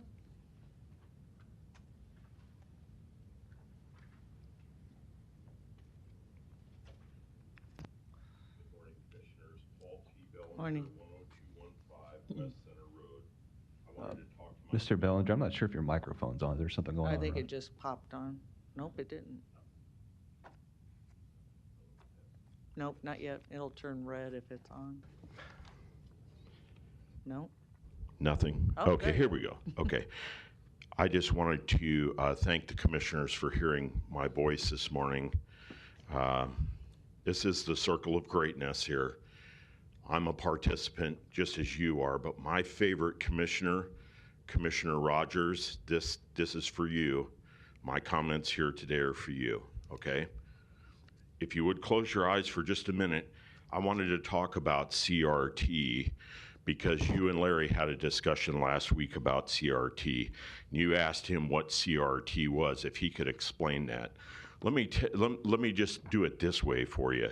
3 times you don't care about thinking critically about race. Okay, let's think about it like that. Anytime you need the Heimlich maneuver or CPR, you don't care what color the person is that's giving you the required air you need or to dislodge the meat from your throat. You would agree with that, correct? We can't respond, Larry. Okay. John. Thank you. Sorry. The second time is right as you're gonna die in last rites. The only thing that you care about is the person that is with you, sitting with you silently, praying for you to leave this world. That's all you care about at that time. You don't care about race then, okay? And the other time that you don't care about race is after the plane crash, when the medic runs up to you and your knees are severed, your legs are severed below your knees and somebody has to apply a tourniquet. You don't care what color that person is. You're not, those are 3 conditions where you're never caring or thinking critically about race. I think if we thought about those 3 areas critically, we wouldn't need to think about race. And believe you me, I come from a place where I was bused as the minority to my school. And I didn't think about race when the teacher beat me because I couldn't beat the black girl sitting in front of me with the answer. Okay? So let's not, so race is an issue, but when we think critically about race, let's think a little bit further about human beings and in the skin sac that holds all the red blood in, maybe we could just think about the color of the blood like a doctor does or a pilot does. You know, all the people on one side of the plane are gonna get there just like all the people on the other side of the plane, regardless if the pilot is black or white, because the pilot wants to get there. That's all I'm saying. I hope you understand that. You're still my favorite commissioner. Thank you. Thank you. Anyone else wishing to speak to the Board of Commissioners about an item not on the agenda? Larry Storer, 5015 Lafayette Avenue, Omaha, 68132. Governance is supposed to be for we the people, but our system seems to be altogether corrupt. Our national election people deny that there's any fraud, but I've been to about 4 or 5 different national group meetings where they have some pretty good evidence, some pretty good people, some pretty good experts, some very knowledgeable. But I remember when I first started in computer programming, my first thought was, oh boy, you know, with these punch cards and everything, we're going to be voting by punch card someday. Well, we progressed past that and we're into electronic machinery. But we also know, if we pay attention to the things on the national scene, that computers and networks can be hacked. Our power grids might be going down any minute because of this war. We know that Russians have hacked us. Even the Democrats have admitted that a little while back. So we need to run from office rather than for it. And that's an unfortunate situation for our country. But I also want to follow up with the discussion the last time I was here. I guess it wasn't really a discussion, but it involved the critical race theory. And Commissioner Rogers wanted to know if I had read one of his books. And I said, no, I've read quite a few others. Well, I brought a few with me today, just a few. I have probably a big stack. I don't want to carry them all. But I read things like this, Mr. Rogers, that gives us the history of civilization, not just the history of North American continent, which I think you are referring to, but all through history since the Garden of Eden and the family of Adam and Eve. There's been somebody that have done something at the behest of somebody else. That's a form of indentured servitude or slavery, whatever you want to call it. The Egyptians, the Greeks, well, even Hitler and Stalin had slaves. But I didn't bring them to North America. They were brought to North America continent, from Africa. African people sold them. African traders brought them here. But there were slaves in the Indian tribes. So let's stop this stuff about critical race theory and holding me responsible, and everybody in this room responsible, everybody in this town responsible, everybody in this county responsible. That era in our history is over. If you know somebody that's guilty of critical race theory charges, you should bring them to court. Don't profess it in here every week. File charges against that person or that official if they're allowing it to happen, because there are laws. There is a constitution against it. Thank you. Thank you. Anyone else wishing to speak to the Board of Commissioners about an item not on the agenda?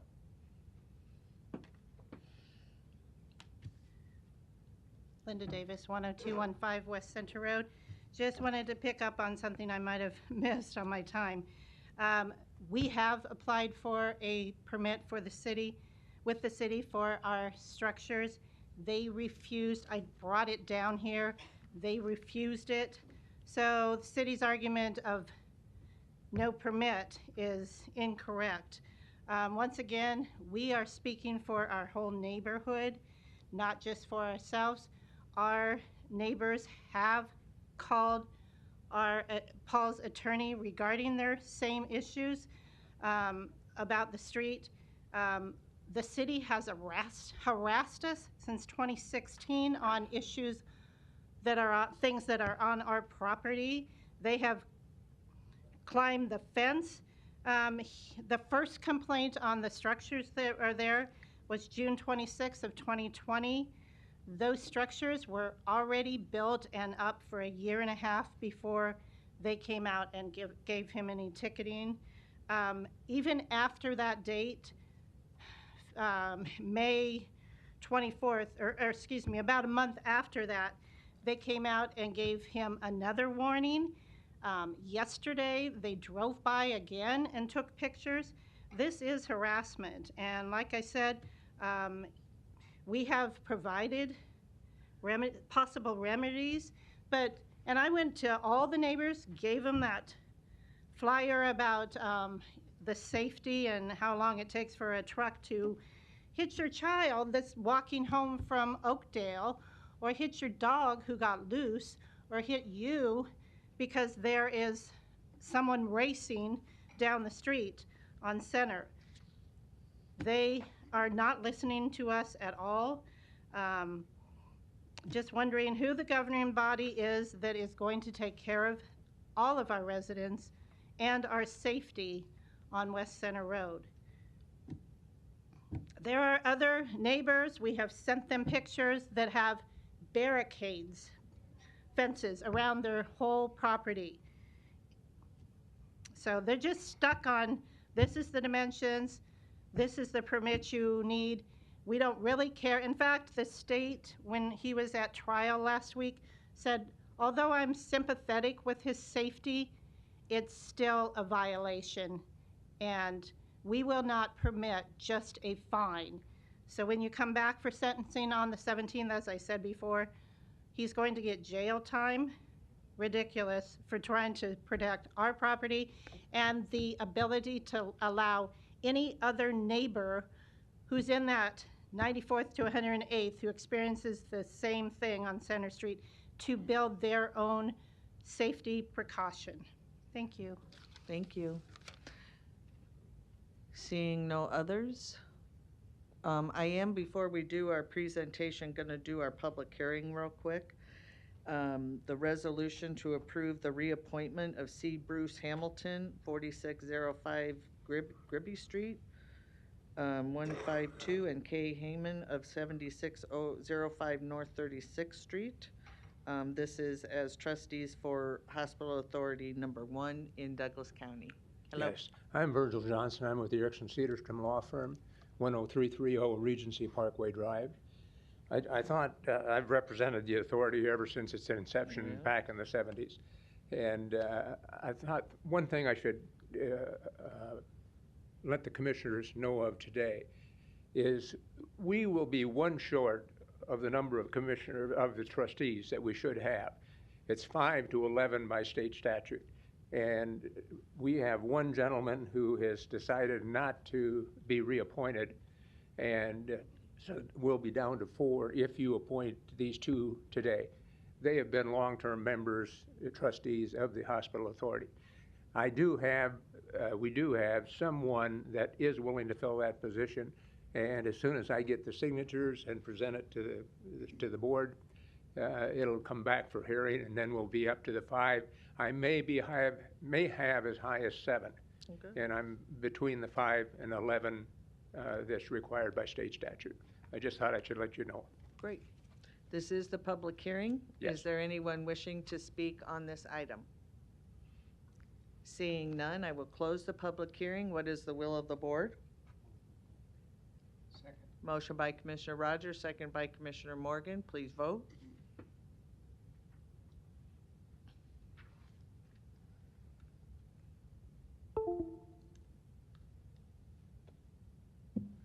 Motion passes 6-0. Thank you. Thank you very much. Now we'll go back to our presentation. It is our COVID-19 update and COVID-19 vaccination plan update presented by Dr. Lindsay Hughes. Good morning. Good morning.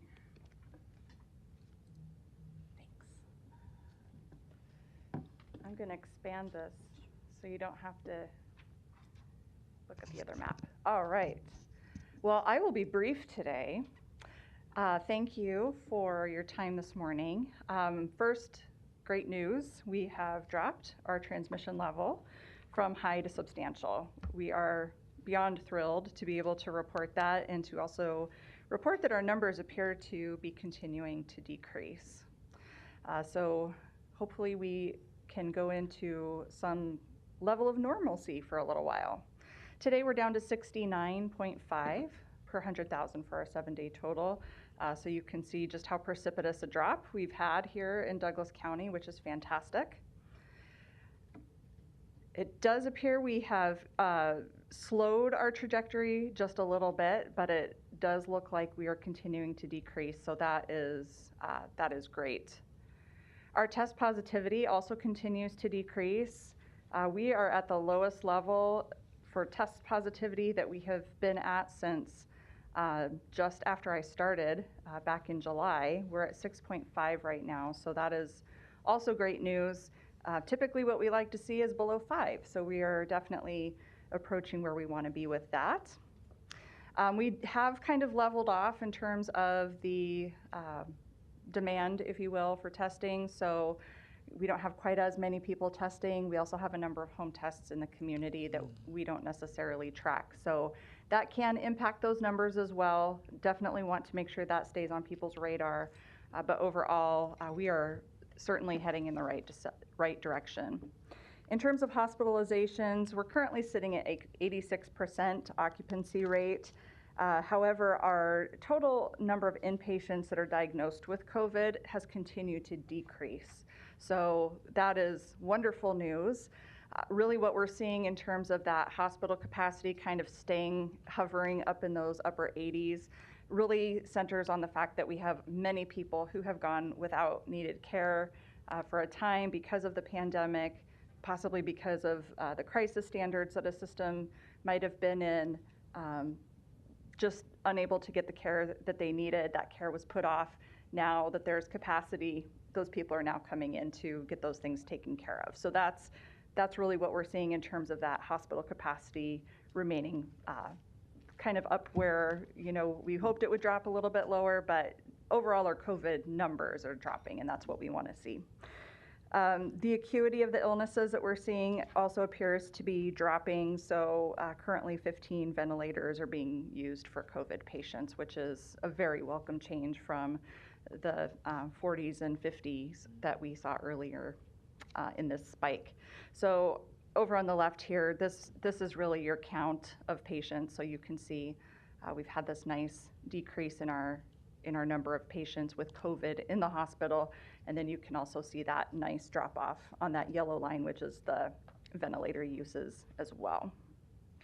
We do continue to report deaths pretty much each day. We're up to 1,072 total deaths over the entire pandemic for Douglas County. We typically are getting anywhere from 5 to 8 reported in a day. So we are continuing to see those certificates coming in. Not necessarily too surprising to continue to see that, since we know that usually that is a metric that lags those case counts by a little bit. Our test positivity, or our breakthrough cases also have slowed in terms of the increase that we were seeing there. So 9.4, several weeks ago it was 9.2, still increasing a little bit, but has definitely slowed down. So we're happy to see that as well. The thing that can really impact this number right now is the boosters. So we don't have tons of people getting their boosters. We would like to see that increased because it does provide really a lot better protection against those breakthrough cases. And speaking of vaccinations, those efforts are continuing. We are continuing to hold clinics within the community and in our facility, but you can see pretty clearly that we've leveled off and even dropped off a little bit in terms of the number of people that are coming in to get those vaccinations. For residents that have one dose, we're at 70.3% of our total residents and 75.9% of our over 5. So basically those who are eligible for vaccination, 75.9 have had one dose. So that is really good news, and hoping that more people will come in to ensure they get that second dose to become fully vaccinated. In terms of being fully vaccinated, 66.5% of our total residents and 71.8% of our eligible population have become fully vaccinated. Just a reminder, fully vaccinated really just means that you've had your primary series. We call having your booster or your third dose being up to date. So a little bit different in semantics there. Right now, 47.3% of our residents have had a third dose or a booster. So that's that number that, we would love to see that increase, especially, this is actually a great time for people to get their boosters because we have low virus circulating, or I should say decreasing virus circulating in our community. So this is a great time to get that booster, get the immunity really boosted up there, and then hopefully as we approach fall, or whenever we might see another increase in cases, another spike, people will already have that protection. So we'll continue to recommend and encourage people to get that. And let's see, if we want to look even closer at some of our populations, this is our adolescent population, 12 to 17. You can see That has slowed somewhat to a trickle on that chart. 66.2% of our 12 to 17-year-olds are fully vaccinated. So again, that's another area where we would like to see a bit of an increase. And then for our 5 to 11s, same story there. We've seen that fall off somewhat. And right now, only 32.5% of our kids under the age 11 are fully vaccinated. So definitely more work to do there for our little people. And we're going to continue offering vaccinations in different capacities throughout the community. We're continuing to work with community partners to put out messaging, to set up new sites, whatever we need to do to help just ensure that this remains available for people. So that is what we're doing with that. In terms of testing, I mentioned that we have a number of home tests in the community. We received over 57,000 home tests from the state that we have disseminated most of now to the community in different capacities. So a number of those went to our school systems for them to use with their families and their staff. We have also given some of those tests to homeless shelters, other facilities that might have trouble getting tests to their populations, or the populations that they serve really struggle to get tests. We've also placed tests at 5 of our larger library locations, so the general public is welcome to walk in and get tests. And then we will continue to kind of watch how the uptake is on that, and if we need to get more tests to replenish some of those sites, we will work with the state to see if that's possible to do. So they're kind of playing it by ear in terms of what they're ordering. These tests that are out there are the Binax Now tests, so they're pretty commonly used, well-accepted tests. They do have the option to be proctored, so you don't have to do that, but there is a link that you can go to with your test to essentially open that in front of the proctor, do the test in front of the proctor, and then show the result to your proctor. So for those who may have a requirement to have proof from a third party of a positive test, that's an option. So kind of a nice option to have available for some of our families here. And then we also have kept back a number of tests for us to actually get to people who can't get out. So if we have people who, for whatever reason, just really struggle to get out to get a test done or to buy a test, we actually can bring those out to people. They can just call our information line and they can help them that way. So we're continuing to kind of put that knowledge into people's hands of what their status is if they're currently infected, and we'll continue to provide advice, around isolation and quarantine. So we are going in a good direction right now, and I'm so glad to be able to stand up here today and give you that news for a change. And hopefully we continue to go in the right direction with this. With that, I can take any questions. All right, thank you. Commissioner Kavanaugh? Thanks for this. And that is good news. So just the basic metrics of this, if I get this correctly, we've lost 1,072 people who've died from this since the pandemic's onset. Yes. Out of 141,560 reported cases in Douglas County. Mm-hmm. And we've reached a 66.5% fully vaccinated level. On that, you mentioned there's fully vaccinated, and then there's up to date. And could you explain that difference again real Absolutely. quickly?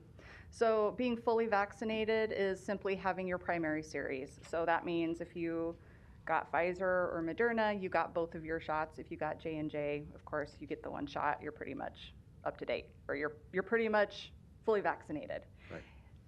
To say up to date means if you are eligible for a third dose or a booster shot, you've gotten that. And so it's a small distinction, but yeah, and I that's all it appreciate is. that.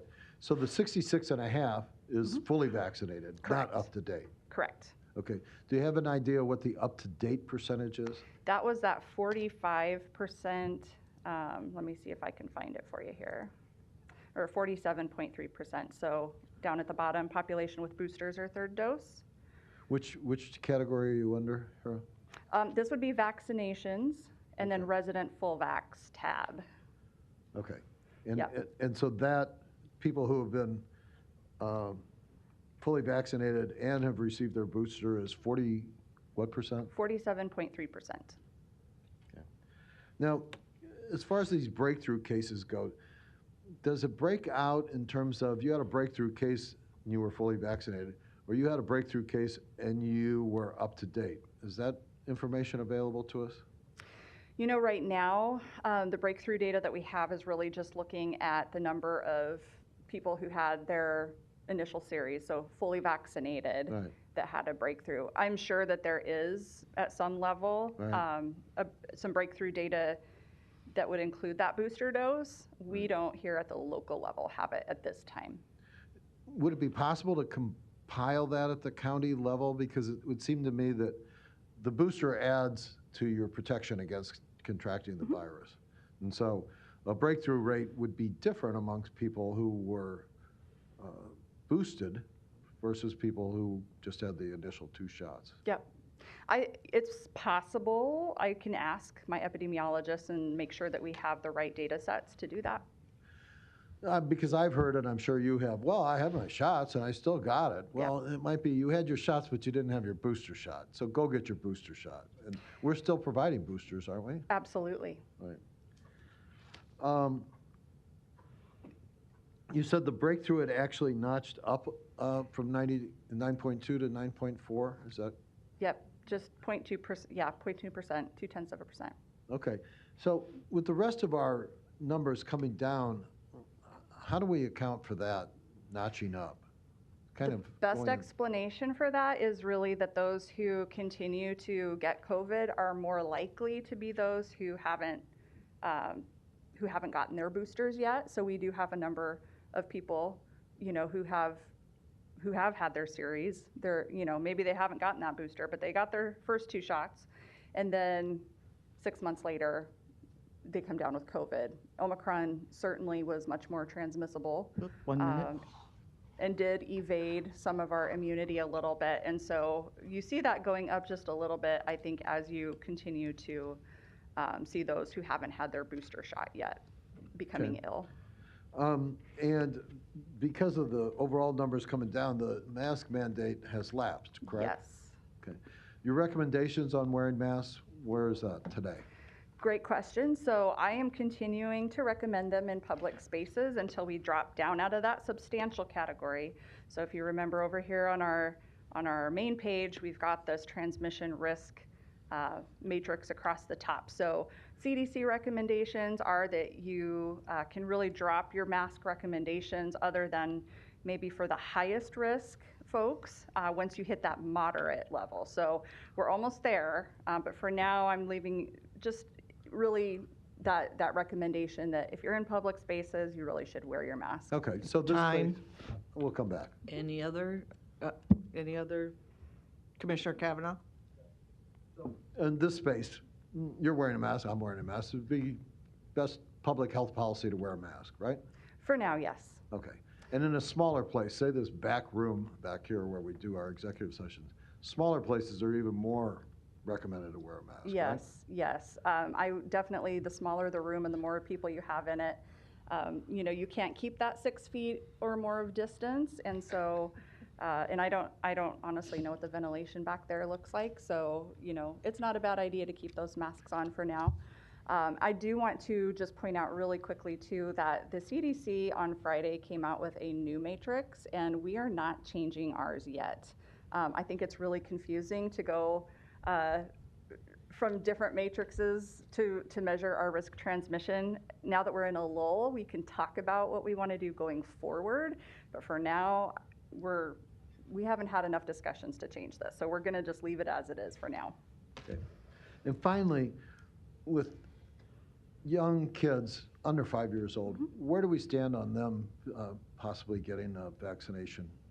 Good question. So really what happened there, we were waiting for more information to come out about our little people under 5 years old and to get their vaccinations.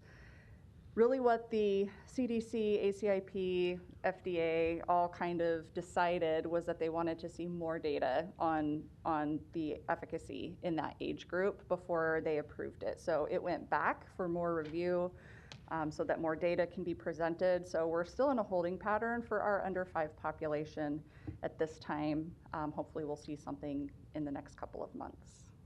Okay. Thanks a lot. Thank you. No other questions or comments? All Thank right. you for being here. Thank you. With that, we will move to our committees. The first being the finance. The budget report is item 1 as presented. And then we do have two, oh, yep. Under budget report? On budget. Oh, budget report, okay. Sorry, didn't know that.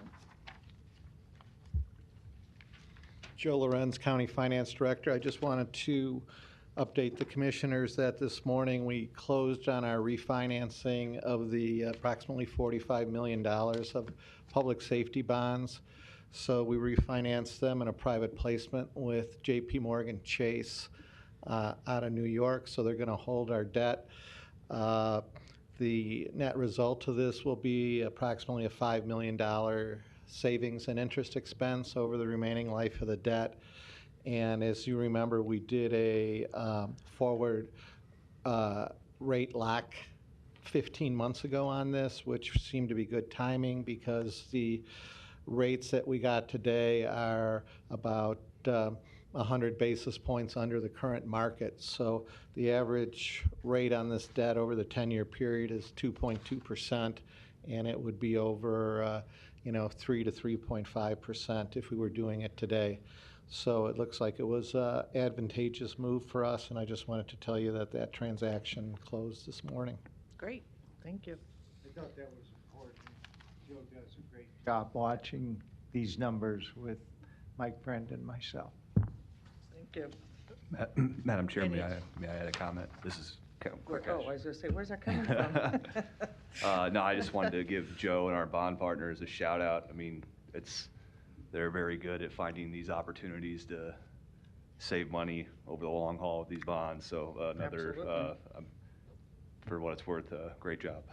Yeah, and one last thing I would add is that JP Morgan wanted to hold our debt because it was AAA rated. So we do talk about a lot about the value of having AAA rated debt. And here's another good example of where we were able to save the county some money because we were AAA rated. Good, great. Good news, thank you.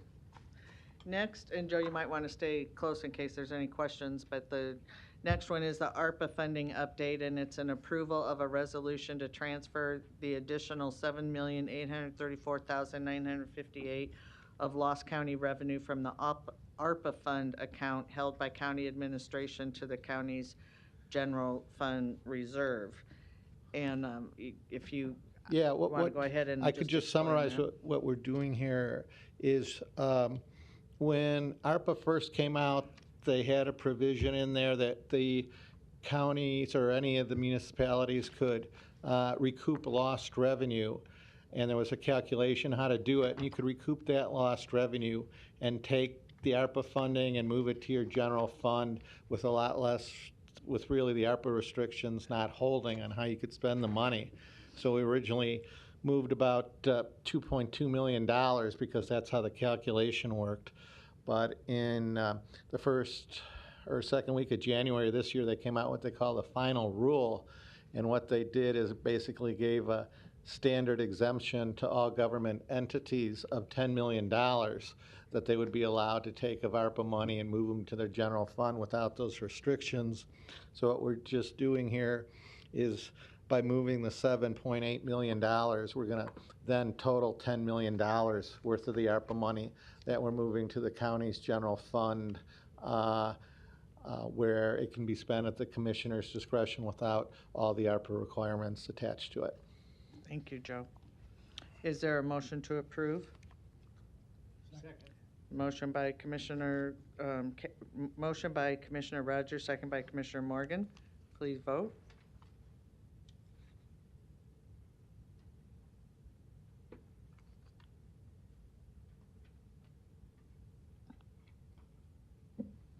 Motion passes 6-0. And the next resolution is authorizing a budget transfer of $20,045,917 of ARPA funds from the county administration to the county offices and departments, which the county board has previously appropriated ARPA funds to for eligible expenses and projects. And so what we're doing here is, over the past few months, we've been awarding money to various county offices and departments for projects that they brought forward that the county board has approved.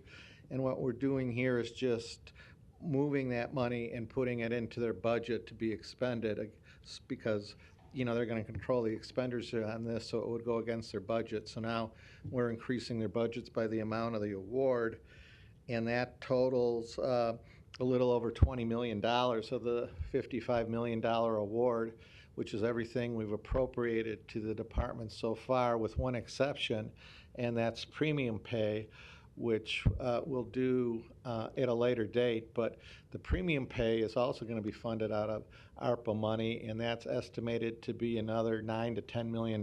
So we won't have the final numbers because of things like overtime and like that till that program ends at the end of June.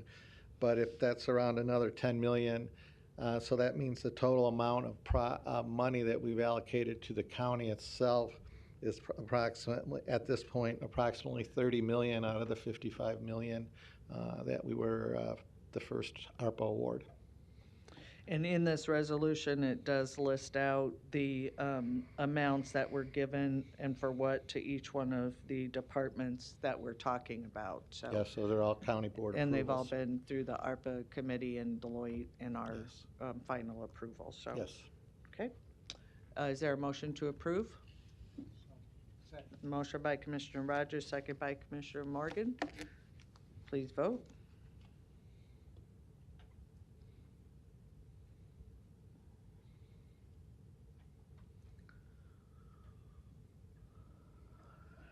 Motion passes 6-0. Thank you. Thank you, Joe.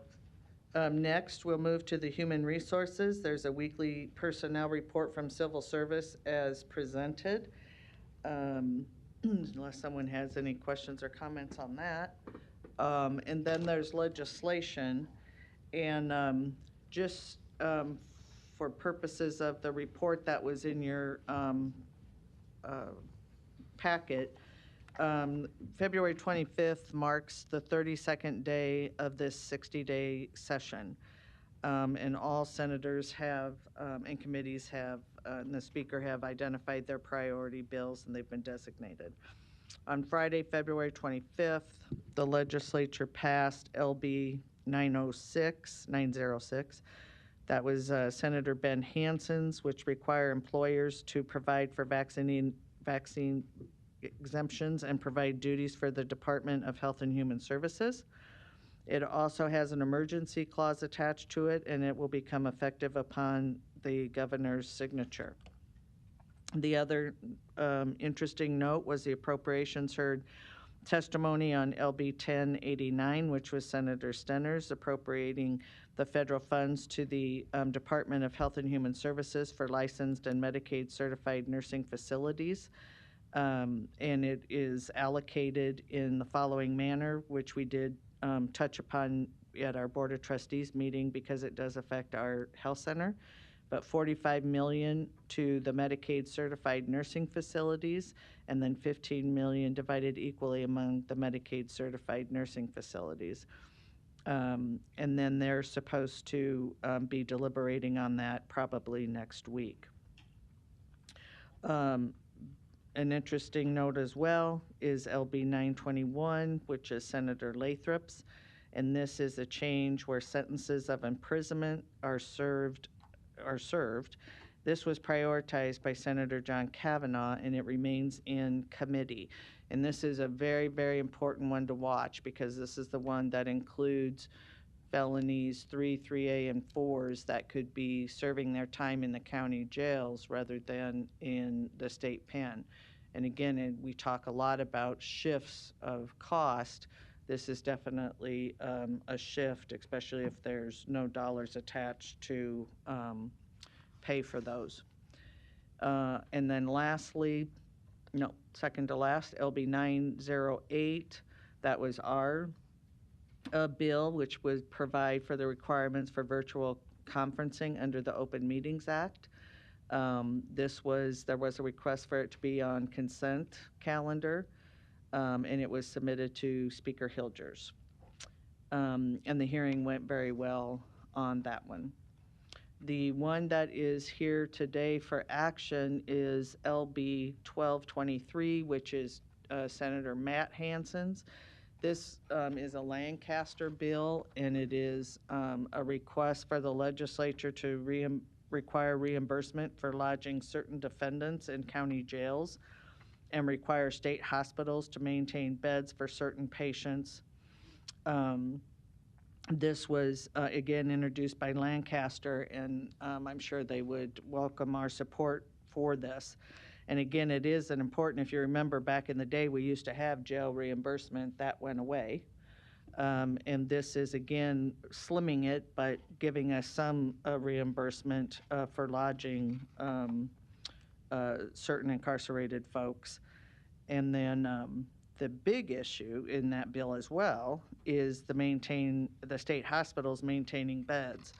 And I'll reiterate again that back when behavioral health reform started, we were guaranteed 90 beds across the state at the Lincoln Regional Center. We never got those. It has since reduced to 30 beds, and we may even see an additional reduction. And so this bill is requesting that those bed numbers be built back up. So important legislation, and I would request that we support LB 1223. Is there a second to the motion? I second. Okay. Commissioner Morgan? You mentioned State Senator Kavanaugh had introduced the bill that I think I read. We had an email, not this bill, but the other bill, where those might be in the county jail rather than in Lincoln. Didn't we have a cost number that could be anywhere from $15 to $30 million to the county if that was Bill 921 was to be passed? Correct. That was Senator Lathrop's bill. Senator Kavanaugh is prioritizing it. So it has a lot of things in it, but one of those issues was the transferring of the incarcerated individuals in those certain felony classifications to the county jail. So it did have millions of dollars affected by the county. And Marcos, didn't you get us some numbers? I think I read up to 30 million. Is that estimate? Oh, it's not on. Marcos C. Martin, Douglas County Administration. So, Commissioner, what I'll say, yes, to that. When I worked with corrections on that bill, LB 921, which has now been prioritized by Senator Kavanaugh, the perspective of corrections was that we would essentially retain 30% of those inmates that otherwise would have been transferred to a state facility. We would then be retaining them to serve out their Class 3 and Class 4 felony sentences. So that impact of that, I mean, by our estimates, was about 10 million annually. 10 million was going to be the impact that we would see if we were to retain that 30%. And that number could, very well be higher. But again, it would be retaining about 30% of those otherwise that would have been transferred to a state facility. And I don't want to speak for my friend who shares the responsibilities on the finance with me, but if we had something like that occur, we would have a serious problem with some other things we're facing, Commissioner Friend, that we spoke to the sheriff about this morning for about an hour. Also, that we'll be hearing at this board too. And you correct me on any of this, but that would cause us some real hard decisions. Commissioner Friend? Yep. Yeah, thank you, Madam Chair. To Commissioner Morgan's point, I'm not one, I've never been one to shy away. If I were, who knows what would happen if I were down there, and there's an awful lot of people thanking their lucky stars that I'm not, I'm sure. But here's what the citizens of Douglas County should probably understand. If all of these things line up, if the stars align for these state senators, and they actually get a bill like this passed, and now I have done my homework, now I've done my research. A few weeks ago, I was quite taken aback. I didn't know what to do with it. I can tell you this, what the citizens of Douglas County need to understand, when the legislators make this decision, and the legislators in Douglas County make these type of decisions, I've said this before, we do not have the option to cut services that we are mandated to provide. But guess what we will do? We will cut services that we are not mandated to provide. And you want to call our bluff, legislature? Call it. Call the bluff. Knock yourselves out. Because I'll tell you what, I don't think people understand. They may understand in the legislature what the cost shift means, but I don't think they care. I don't think they care, and they're going to care because a lot of the people are going to turn around. Go ahead, blame the county board when that type of cost shift really impacts your daily life.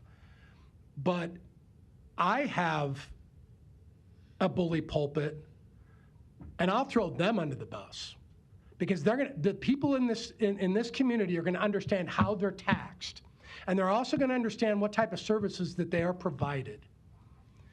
And they're also finally going to understand what we're going to be able to afford and what we're not. We have to provide corrections. We have to provide law enforcement. There's other things we have to provide. You guys do the math. Citizens of this county, do the math. Call your legislators, do whatever you want. But the bottom line is, they kick that can down the road, we'll pick the can up and we'll run with it. That's my speech. Thank you, Madam Chair. Thank you. Any other comments on that legislation? Again, we'll keep a watchful eye on that, but again, there is a motion and a second for 1223. Larry, I see you. Is it on 1223? I'd like to add to that. I have a cost impact. I have a cost estimate too for corrections for 1223. Okay. If you want me to share that with the board. So 1223, that's the Hanson bill. It's before you right now. Okay, so that contemplates compensating us, the county, for holding those inmates that are waiting to receive a bed at the LRC. And there can be very, very varying times of how long they wait with us. It could be short, it could be very long. But as of last year, when we looked at the 2021 numbers, Mike's estimate this morning was that we would have been reimbursed or compensated about $230,000 for the cost of holding those defendants waiting for a bed at the LRC. So, which is pretty, what I would say is substantial. Commissioner. Excuse me, Madam Chairman, but that's a real positive for us to work with Lancaster County and be supportive. Yep, Lancaster and Sarpy, I'm sure, would appreciate it. Okay, thank you. Okay, so Larry, did you have it on 1223? Larry Store, 5015 Lafayette Avenue, Omaha, 68132. I want to thank Commissioner Friend for his comments. I also want to add to that a little bit by saying that the public also does not understand that when this happens, it's maybe a usurpation of power, but it's also transferring the costs to me, to homeowners, not to those that are exempt, etc. But be ready for this. When there's not enough room in the Douglas County Jail, where are we going to get the room for these other people? Are we going to send all the juveniles home so that we can use that facility? Are we going to build a new big Douglas County Jail hopefully on the property we already own out there on Center Street and 42nd or whatever. I think possibly this is unconstitutional law to start with, so you should really oppose it. Okay? I have some other legislation if I can before you're done. So there is a motion and a second on LB 1223 to support. Any further questions or comments? Madam Chair, that was a motion by Commissioner Rogers, second by Commissioner Morgan. Morgan, Okay, thank you. Please vote. I don't know why it sounds like you're coming from over here, Dan. Every time you talk, it's like, where is he? Motion passes 6-0. All right, any other legislation from commissioners? All right, legislation?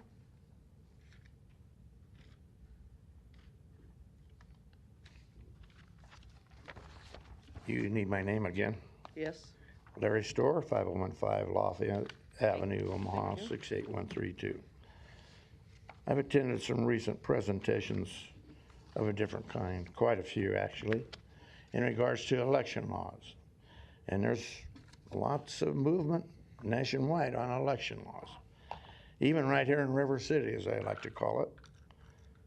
I remember Robert Preston, the Music Man, an Iowa-based movie, marching down the aisle with 76 trombones and everybody falls in behind. That's what seems to be happening at our state legislature.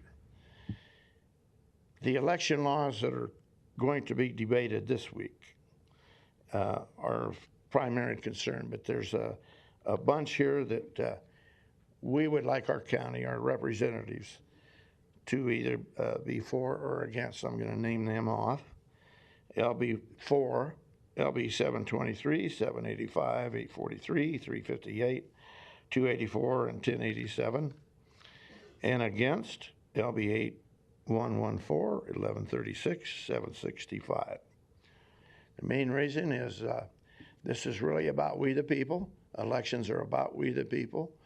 And there's nationwide statistics, since we like to go on nationwide things, is that 60% of the people, of American people, that are interested, paying attention, believe that there was severe election finagling or fraud, if you call it. And the emergency clauses are allowing some of that. We need to do away with emergency clauses. That was a favorite tool of Adolf Hitler. Do we really want to spend money on lawsuits to fight these things? No. We expect you to not do those things. Election systems.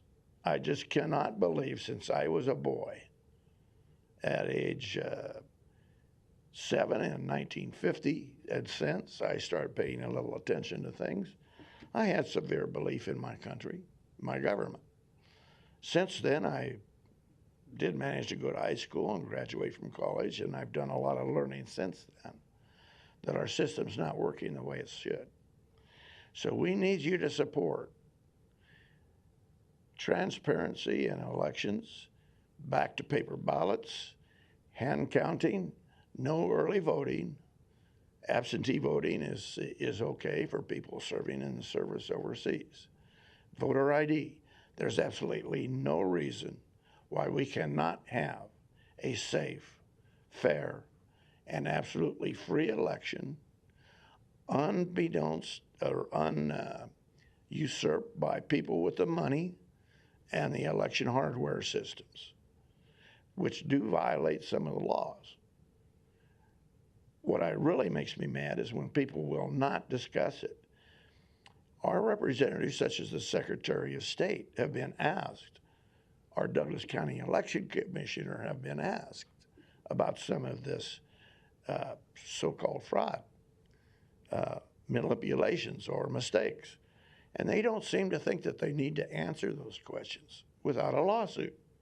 Why should I have to pay to get them to answer a citizen? I shouldn't. They need to talk with the people that have studied this, computer experts, scientists, whatever you want to call them, but they're also political people because they're trying to save our elections.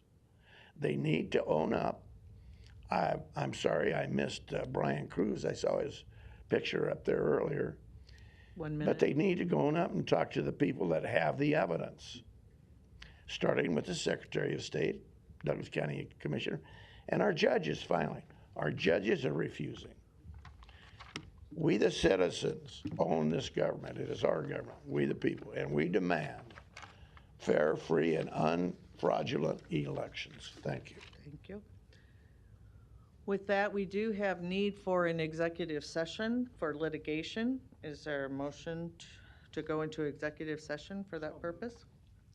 Motion by Commissioner Morgan, seconded by Commissioner Rogers. Please vote.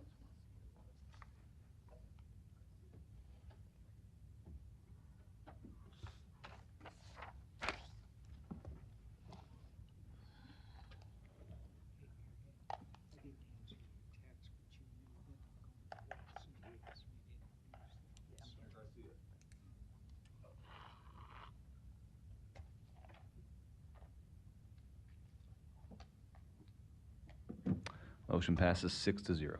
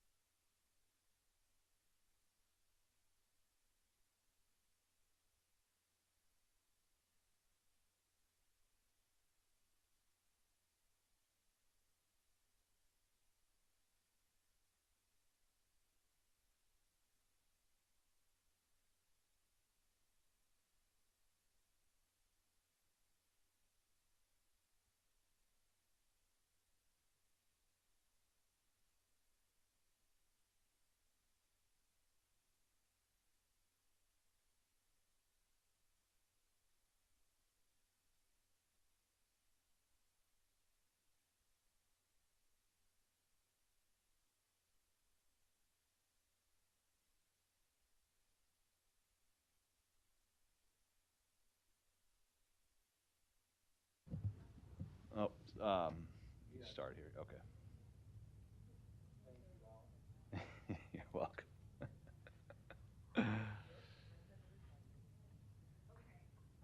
Motion passes 5-0.